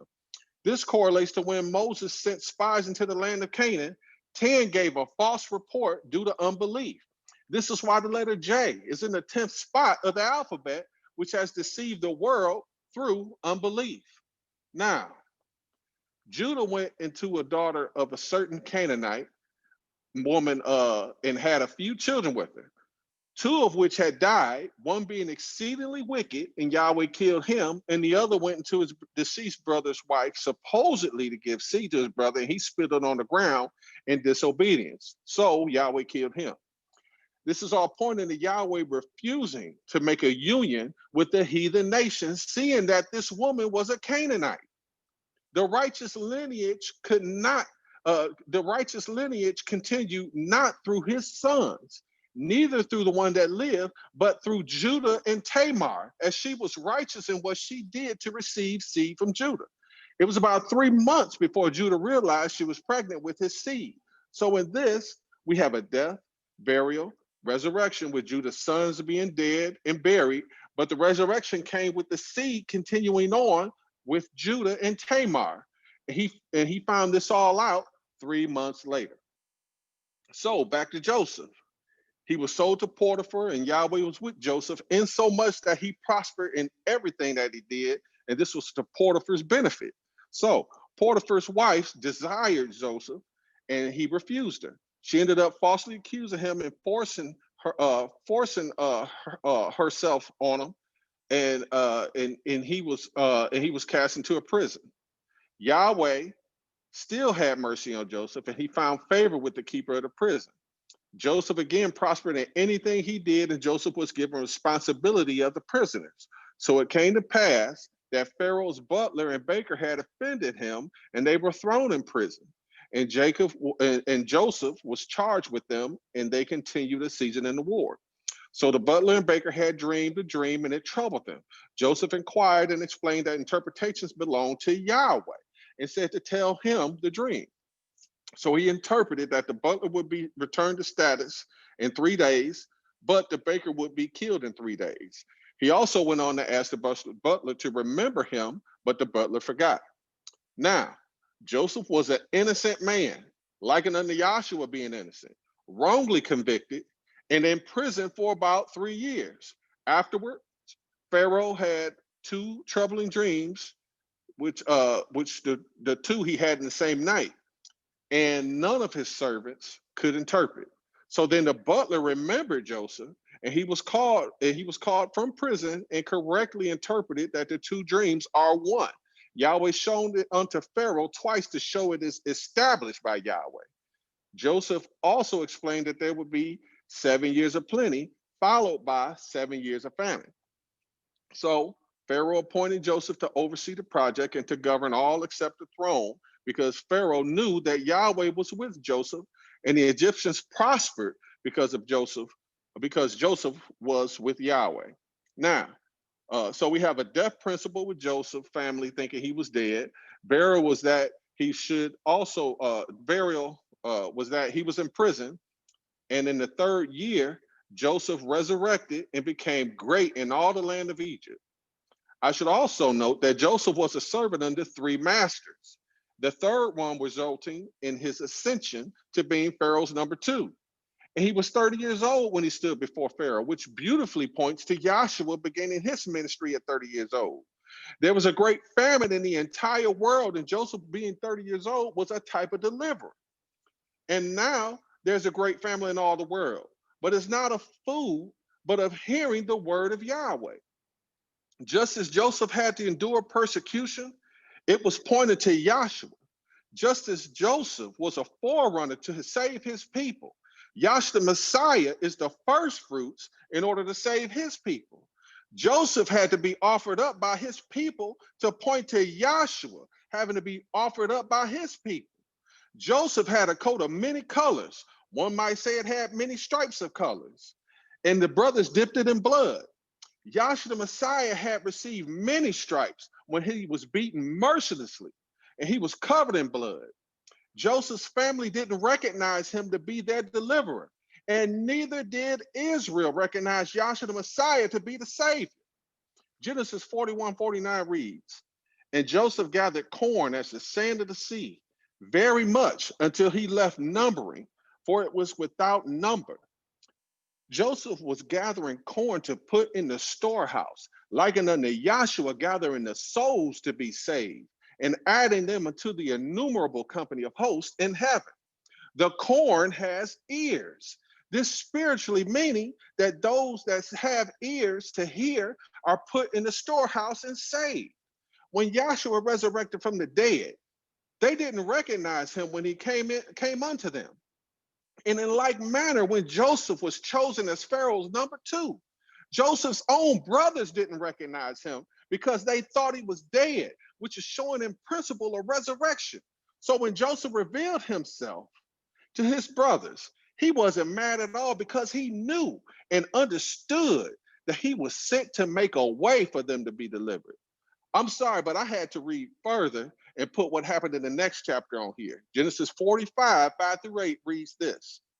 Now therefore, be not grieved, nor angry with yourselves, that ye sold me hither. For Yahweh did send me before you to preserve life. For these 2 years hath the famine been in the land, and yet there are 5 years in the which there shall neither be earing nor harvest. And Yahweh sent me before you to preserve you a posterity in the earth, and to save your lives by a great deliverance. So now it was not you that sent me hither, but Yahweh. And he hath made me a father unto Pharaoh, the master of all his house, and a ruler throughout all the land of Egypt. Now, Yahweh sent Joseph into Egypt to make a way to preserve life, which in reality points to Yahweh sending Yahshua into this world, which is Egypt and Sodom, to be the way, the truth, and the life in order to preserve us unto eternal life. Yahweh performed a great deliverance through Joseph unto Israel and his family, pointing to Yahshua Messiah performing the greatest deliverance for all the spiritual family in heaven and in earth. Hallelujah. Hallelujah. You was 1 minute away from 15 minutes. I see you got yours down pat too. Come get this baby. All right. So I wanted to participate since I was done with tax season on the 15th of October this month. So I took about an hour and a half today to do a report. So I wanted to read mine real quick before we conclude. So y'all bear with me if y'all got to go. I understand. No need. Whatever. So I'm going to read mine real quick so we can, whatever. All right. So here we go. As we go through the 34th through the 44th chapters of Genesis, keep in mind that all of this was shown to Moses in a vision, and all of these things are pointing to Yahshua the Messiah. Yahweh's purpose continuously repeats itself. Dinah went out to see the daughters of the land, and she was defiled by Shechem. Her curiosity made her vulnerable and subject to be defiled by him. It was an abomination for them to mix with the other nations. He spoke kindly to her and wanted to make her his wife. She evidently fell for it because they had to get her out of his house when they avenged her. This is the same thing that happened with Eve. She was led away by her curiosity and was made vulnerable to Satan. She was defiled by partaking of the tree. After she partook of the tree, she gave to her husband, and he did eat, and that is how Satan deceived the whole world. Mankind was in bondage to serve him from then on down to the Messiah. He is the prince of the powers of the air. This is his kingdom. So when you look at Dinah and see how Shechem, being a prince, defiled her and spoke kindly to her, telling her what she wanted to hear, just like Satan did Eve, then his intentions were to take her to wife and make the two families as one. And in the 23rd verse of the 34th chapter of Genesis, he says, shall not their cattle and their substance and every beast of theirs be ours? Only let us consent unto them, and they will dwell with us. He wanted to take their substance, just like Satan wanted to take Eve's substance, wisdom, knowledge, etc. Same thing with Israel. They wanted to be like the other nations and wanted a king. And Saul took their sons and their cattle like Yahweh told them he would. Like now, Satan wants to take our substance, and faith is the substance of things hoped for. When we go out trying to be of this world and get caught up and defiled by thoughts and intents of this world, we lose our faith. And because apostasy shall abound, the love of many shall grow cold. Another thing about that is this. Out of all of the women that were in the land, he only wanted Dinah. She was the only daughter of Jacob at that time. It's always the princes or kings that go after the women of Israel. The princes saw Sarah and took her for the king twice. Esther was taken for the king, and so forth and so on. Satan isn't coming after the people of the world. He already has them. He wants Yahshua's bride. See what I mean? Okay, so here we go. Moving on. When Jacob and his sons found out about this, they were upset because he had defiled their sister. Simeon and Levi dealt deceitfully with them and made the men circumcise themselves in order to get Dinah. On the third day, when the men were sore, Simeon and Levi strapped on their swords and killed all the men in that place. Obviously, we can see the death, burial, resurrection on the third day. But what I also saw in this principle is that Levi had to be one of the ones to carry this out, because through him would come the priesthood, and it was the priests that were trying to continue in the law, and this foretells that the Gentiles were not supposed to be circumcised. It was no profit to physically circumcise a Gentile. That would bring death. Because of this, Jacob thought that because they were few in number at that time, that the inhabitants would hear about what they had done and destroy him and his household. Elohim told Jacob to arise. I said, arise. When you wake up, you arise. He told Jacob to arise and go up to Bethel and dwell there. That was the place where Yahweh promised him the land and had appeared unto him when he was running from Esau. Genesis 28:20-22 says, and Jacob vowed a vow, saying, if Elohim will be with me and will keep me in this way that I go, and will give me bread to eat and raiment to put on, so that I come again to my father's house in peace, then shall Yahweh be my Elohim. And this stone which I have set for a pillar shall be Elohim's house. And of all that thou shalt give me, I will surely give the tenth unto thee. Yahweh truly made good on what he promised. He brought him safely back to his father's house. So he told his household to put away their idols and be clean and change their clothes. They had to do this before they could go up to Bethel, which is the house of El. The high priest had to clean himself and change his clothes before he could go into the most holy place. We have to be cleansed and put on our helmet of salvation, breastplate of righteousness, and shield of faith to enter into the house of El. When Israel was in the wilderness, they had to be cleansed, and a change had to be made with them too.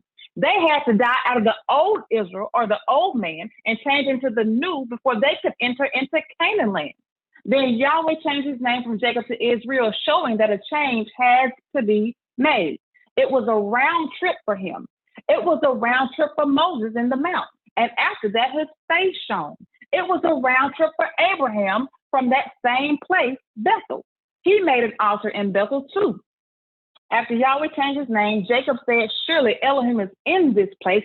So that same stone that he put as a pillar, he took it and poured oil on it and a drink offering. This is talking about the Messiah being the chief cornerstone, being anointed with the Holy Spirit depicted by the oil in the house of El, which was Bethel. Afterwards, Rachel had Benjamin and died. Then eventually Isaac died, and Jacob and Esau buried him.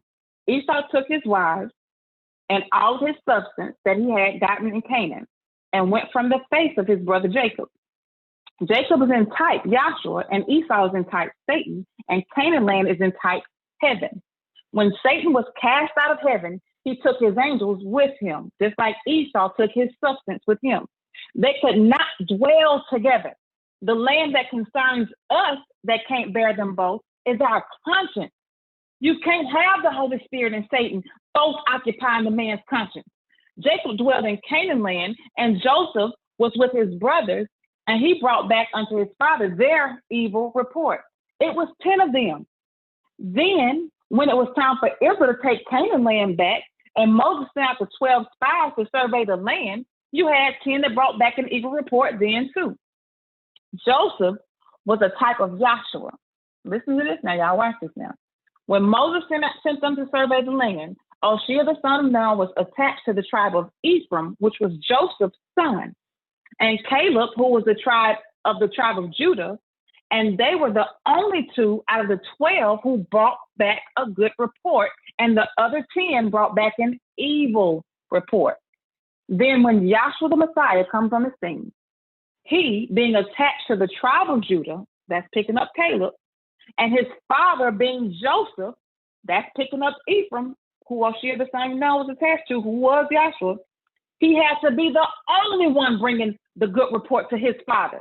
It's beautiful, honey. Look, Israel loved Joseph more because he was a child in his old age. He gave his son, Joseph, a coat of many colors. When his brothers saw that their father loved him more, they hated him because of it.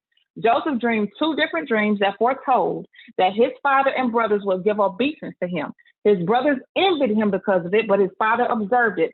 When his father sent him to check on his brothers, they saw him coming and sought to kill this dreamer of dreams.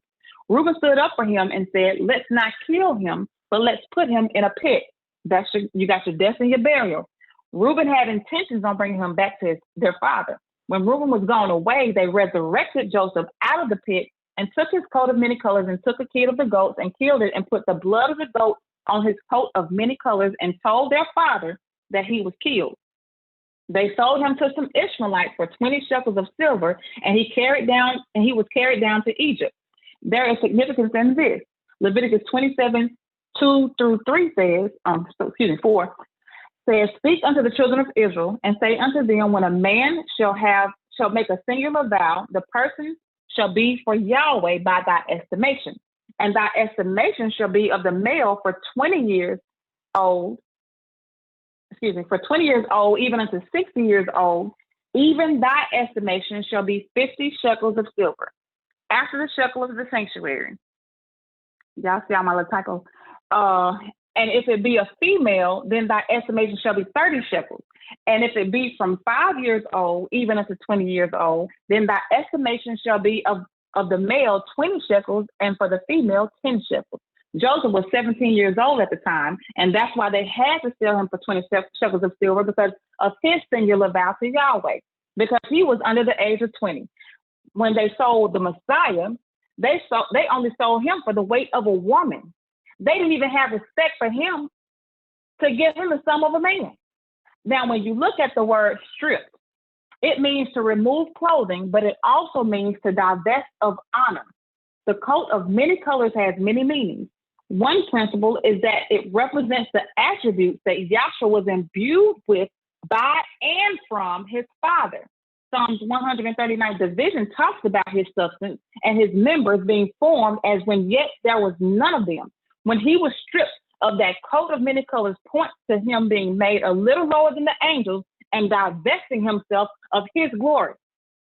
Another principle with it is that also talking about the many nations that will be blessed in him.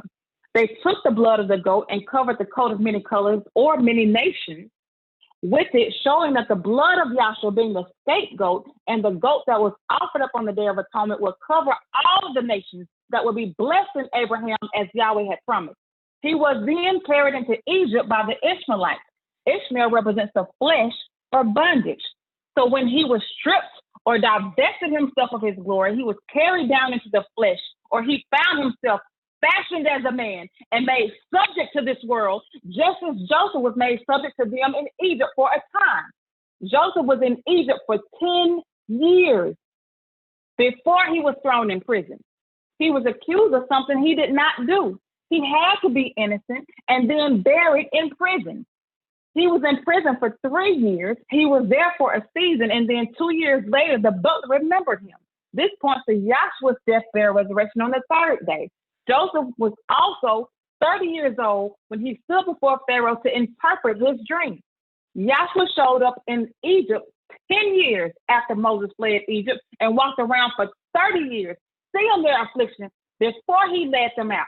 So Joseph, being a type was in Egypt for 10 years before he was thrown in prison, and being 30 years old, preparing a place for his brethren, that where he was, they can be there too. So Yahshua the Messiah going into his ministry at the age of 30 years old, preparing a place that where he was, we can be there also. So Joseph interprets the dreams of the butler and baker, and the butler remembers him to let Pharaoh know that there is a man who interprets dreams.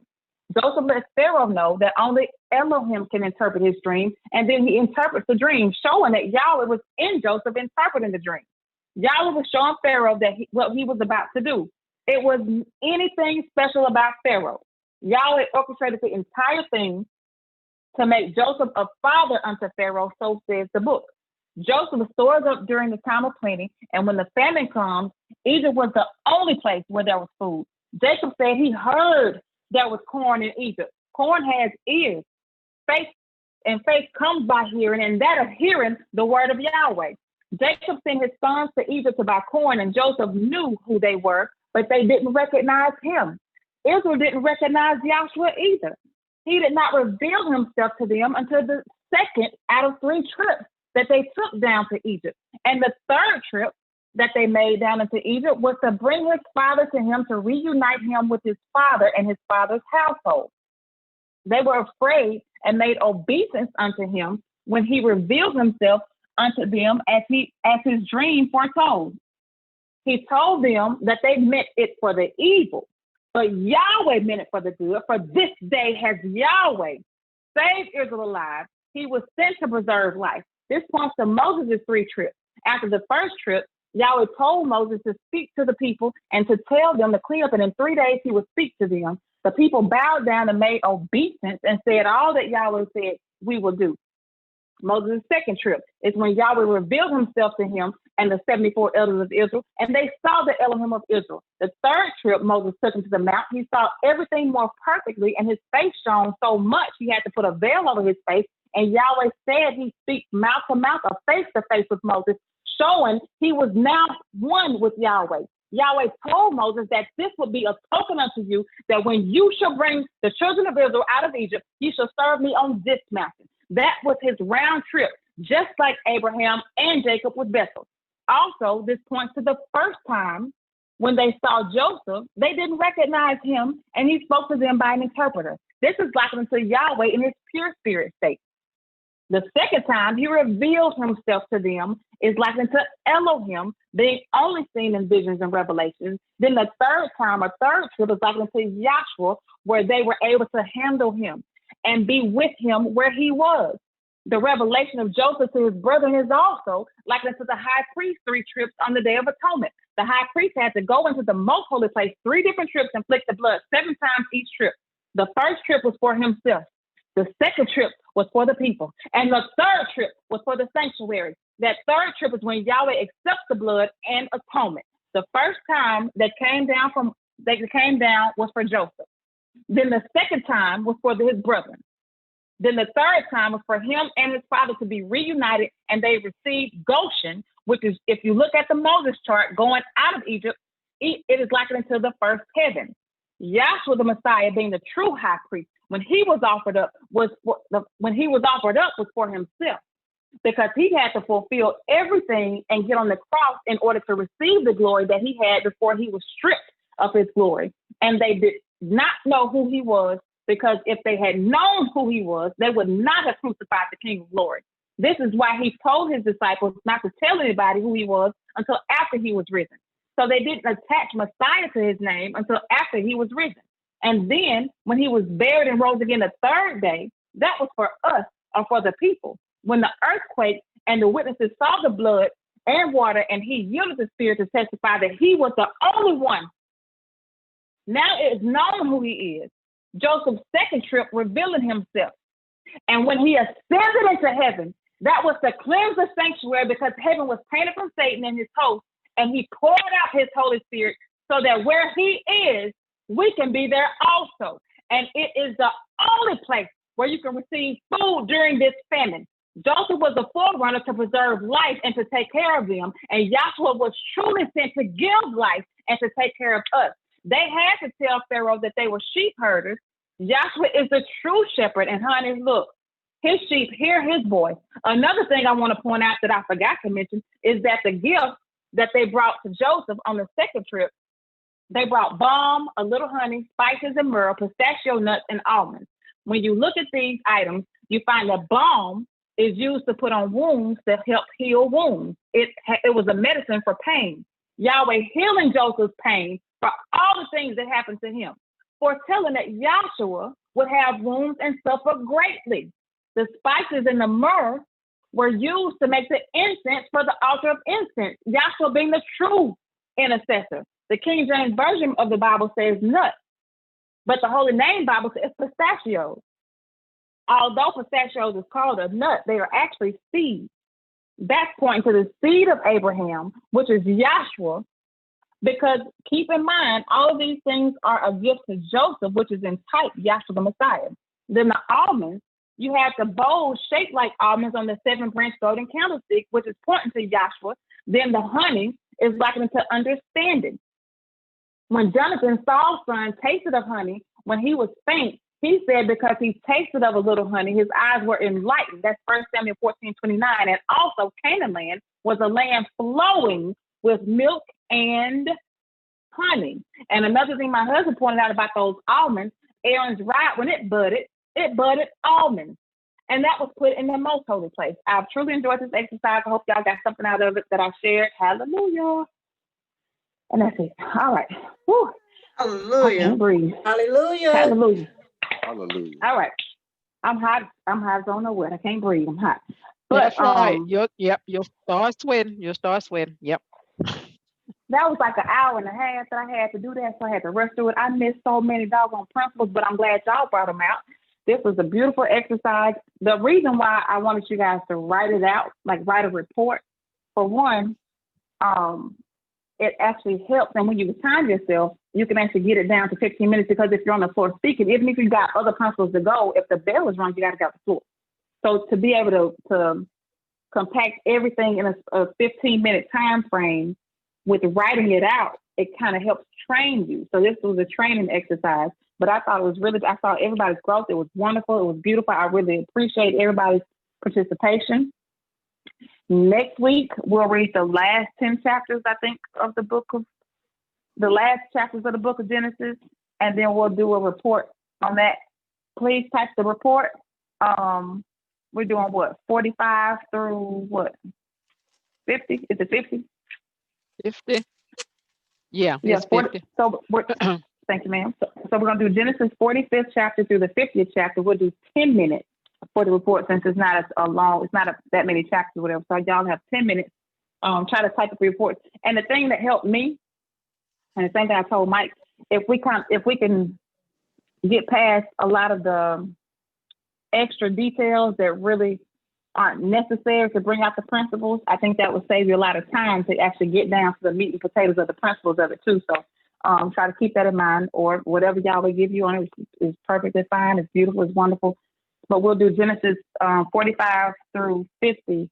And then after that, it'll be time to move into institution and fulfillment. Yay, I'm so excited about that. Any questions or comments? Yeah, I have one. Questions? Okay. I wanted to know, when I was reading it, when Jacob came to Bethlehem and Elohim gave him the blessing, and after he left, he gave a drink offering and poured it on the rock with the oil. Is there any correlation to the blood, water, spirit? Or you said when he poured the oil on the rock? The oil on the rock and the water. It looks like it would be to me. Now, what I saw what from it this earlier today was the him being anointed, but I'm sure there's got to be blood, water in there. What chapter is that? That was chapter 34, I think. No, chapter 37. Wait, let me see.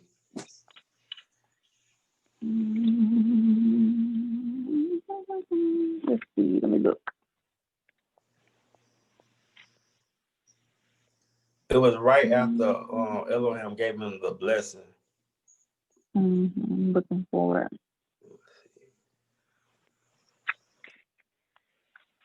30.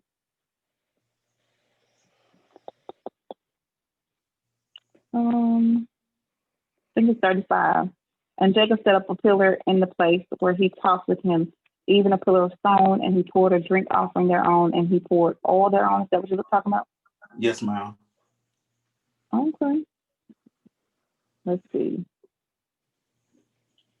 So all definitely represents spirit. Let's see what happened before that. Yeah, because you got the blood. Yep, because you got the blood from the men that they killed. Go ahead, babe. Go ahead. What you saying? Well, I was thinking because I was looking at when I looked up the drink offering, the composition of it was wine, oil, and a fifth or 10th part of hen and stuff like that. But I was looking at when you read up, I think it's in the second verse of that same chapter. It says Jacob said in his household to all that were with him, put away the strange gods that are among you and be clean and change your garment. I associated the water with that, and then the oil where he poured it on the rock specifically, and Yahshua being the rock of salvation. I looked at that as that's the spirit. Yeah. So when they killed the Shechem and all them, that's the blood. When Yahweh in the first part of that chapter, same chapter that you're talking about, Larry, the first part of the chapter, Yahweh told him, Jacob told his household to be clean, which is like unto washing or water. And then the oil would represent the spirit. Okay, very good. I talked about that Absolutely. too, and that I put with that was the fact that Jacob was likened to the Messiah. He was that was his representation of that on the earth, and I put him at the blood, him himself being the blood, and then the water and the oil that he poured out was the two witnesses that were showing the spirit and the cleansing that had to be done. That's just some Yahweh gave me and the spirit gave me about it. But yeah, it's a good one to look at there, because you know you had to have all three there: blood, water, and spirit in that process. Yep. Looks like what Mike said would be, yeah, so that would be all. And then the first part of the chapter will be your water, and then right before that will be the blood. So yeah. Yeah. Very good, Larry. All right. Anybody else? Any other questions or comments before we conclude? I just want to comment. I thoroughly enjoyed everybody. It's like I was telling Carla. It's like, he said the ministers of Yahweh would be like flames of fire, and we're gonna preach this thing right on out. And it's just what you hear tonight is just another example of that. So it was just beautiful from beginning to end. And I could definitely see growth in everybody. Like it was wonderful. Very, very good. I can see everybody's growth. So that's actually what we're aiming for. So that's awesome. Any other questions or comments? Oh, Amber said the 40 is at Genesis 35:28. Girl, you better show me what that 40 is. Let me look at that. 35:28. Get it, Amber?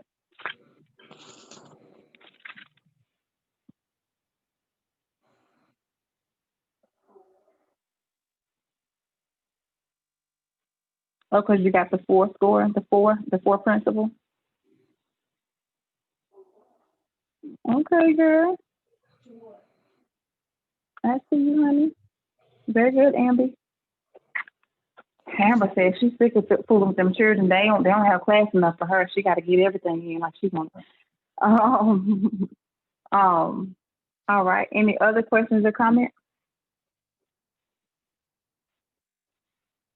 All right. We'll go ahead and do the announcements, I believe. All right. Yeah, we'll do the announcements real quick. All right. So Mondays we have basics and foundations starting at 7 p.m. Central Time. Wednesdays, we have Dr. Kenny transcript reading starting at 1 p.m. Central Time. I do not remember what the transcript is for Wednesday before you ask me. I do not remember. Friday, Meridian has their classes that we stream live on YouTube starting at 7 p.m. Central Time. Every other Sunday, the youth will have their class sessions starting at 3 p.m. Central Time. This past Sunday, yesterday, we had an awesome class of couples and relationships, adultery and fornications, where we had somebody's writing on my screen, where we had different couples that gave their testimonies. I'm sorry, testimonies and things like that. So we're going to actually have a part 2 of couples, relationships, adultery and fornication on this coming Sunday, which will be October the 25th, starting at 6:30 p.m. Central Time, where we're going to do Q&A in the beginning of class and actually break down 1 Corinthians 7th chapter, and then talk about what adultery and fornication is. And then we have a couple other classes coming up that are be announced later on. If you want to listen to any of the previously recorded conference calls that we've had over the past few years, this is the phone number here, 712-770-4709, access code 676123. If you have any questions or comments, please email us at idmrmeridianms@gmail.com. That's idmrmeridianms@gmail.com. These are the reference number. This is the reference number list for the conference calls. If you want to screen, pause your screen to get a list of the reference numbers or whatever. I don't know what I'm trying to say. These are the reference numbers that are next to the topics. These are all the different topics. This is 1 through 50. Then you have 51 through 107. I'm going to pause the screen for a second to give you time to pause it. And then you have 108 to 116. These are all of the topics for the previously recorded conference calls that we've had over the last few years. If there is nothing else, we will conclude with the doxology taken from the last 2 verses of the book of Jude. Now unto him that is able to keep you from falling and to present you faultless before the presence of his glory with exceeding joy. To the only wise Elohim, our Savior, through Yahshua the Messiah, our Sovereign, belong glory and majesty, dominion and power, both now and ever. Let us all say hallelujah. Hallelujah. Hallelujah. Hallelujah. Hallelujah. Peace.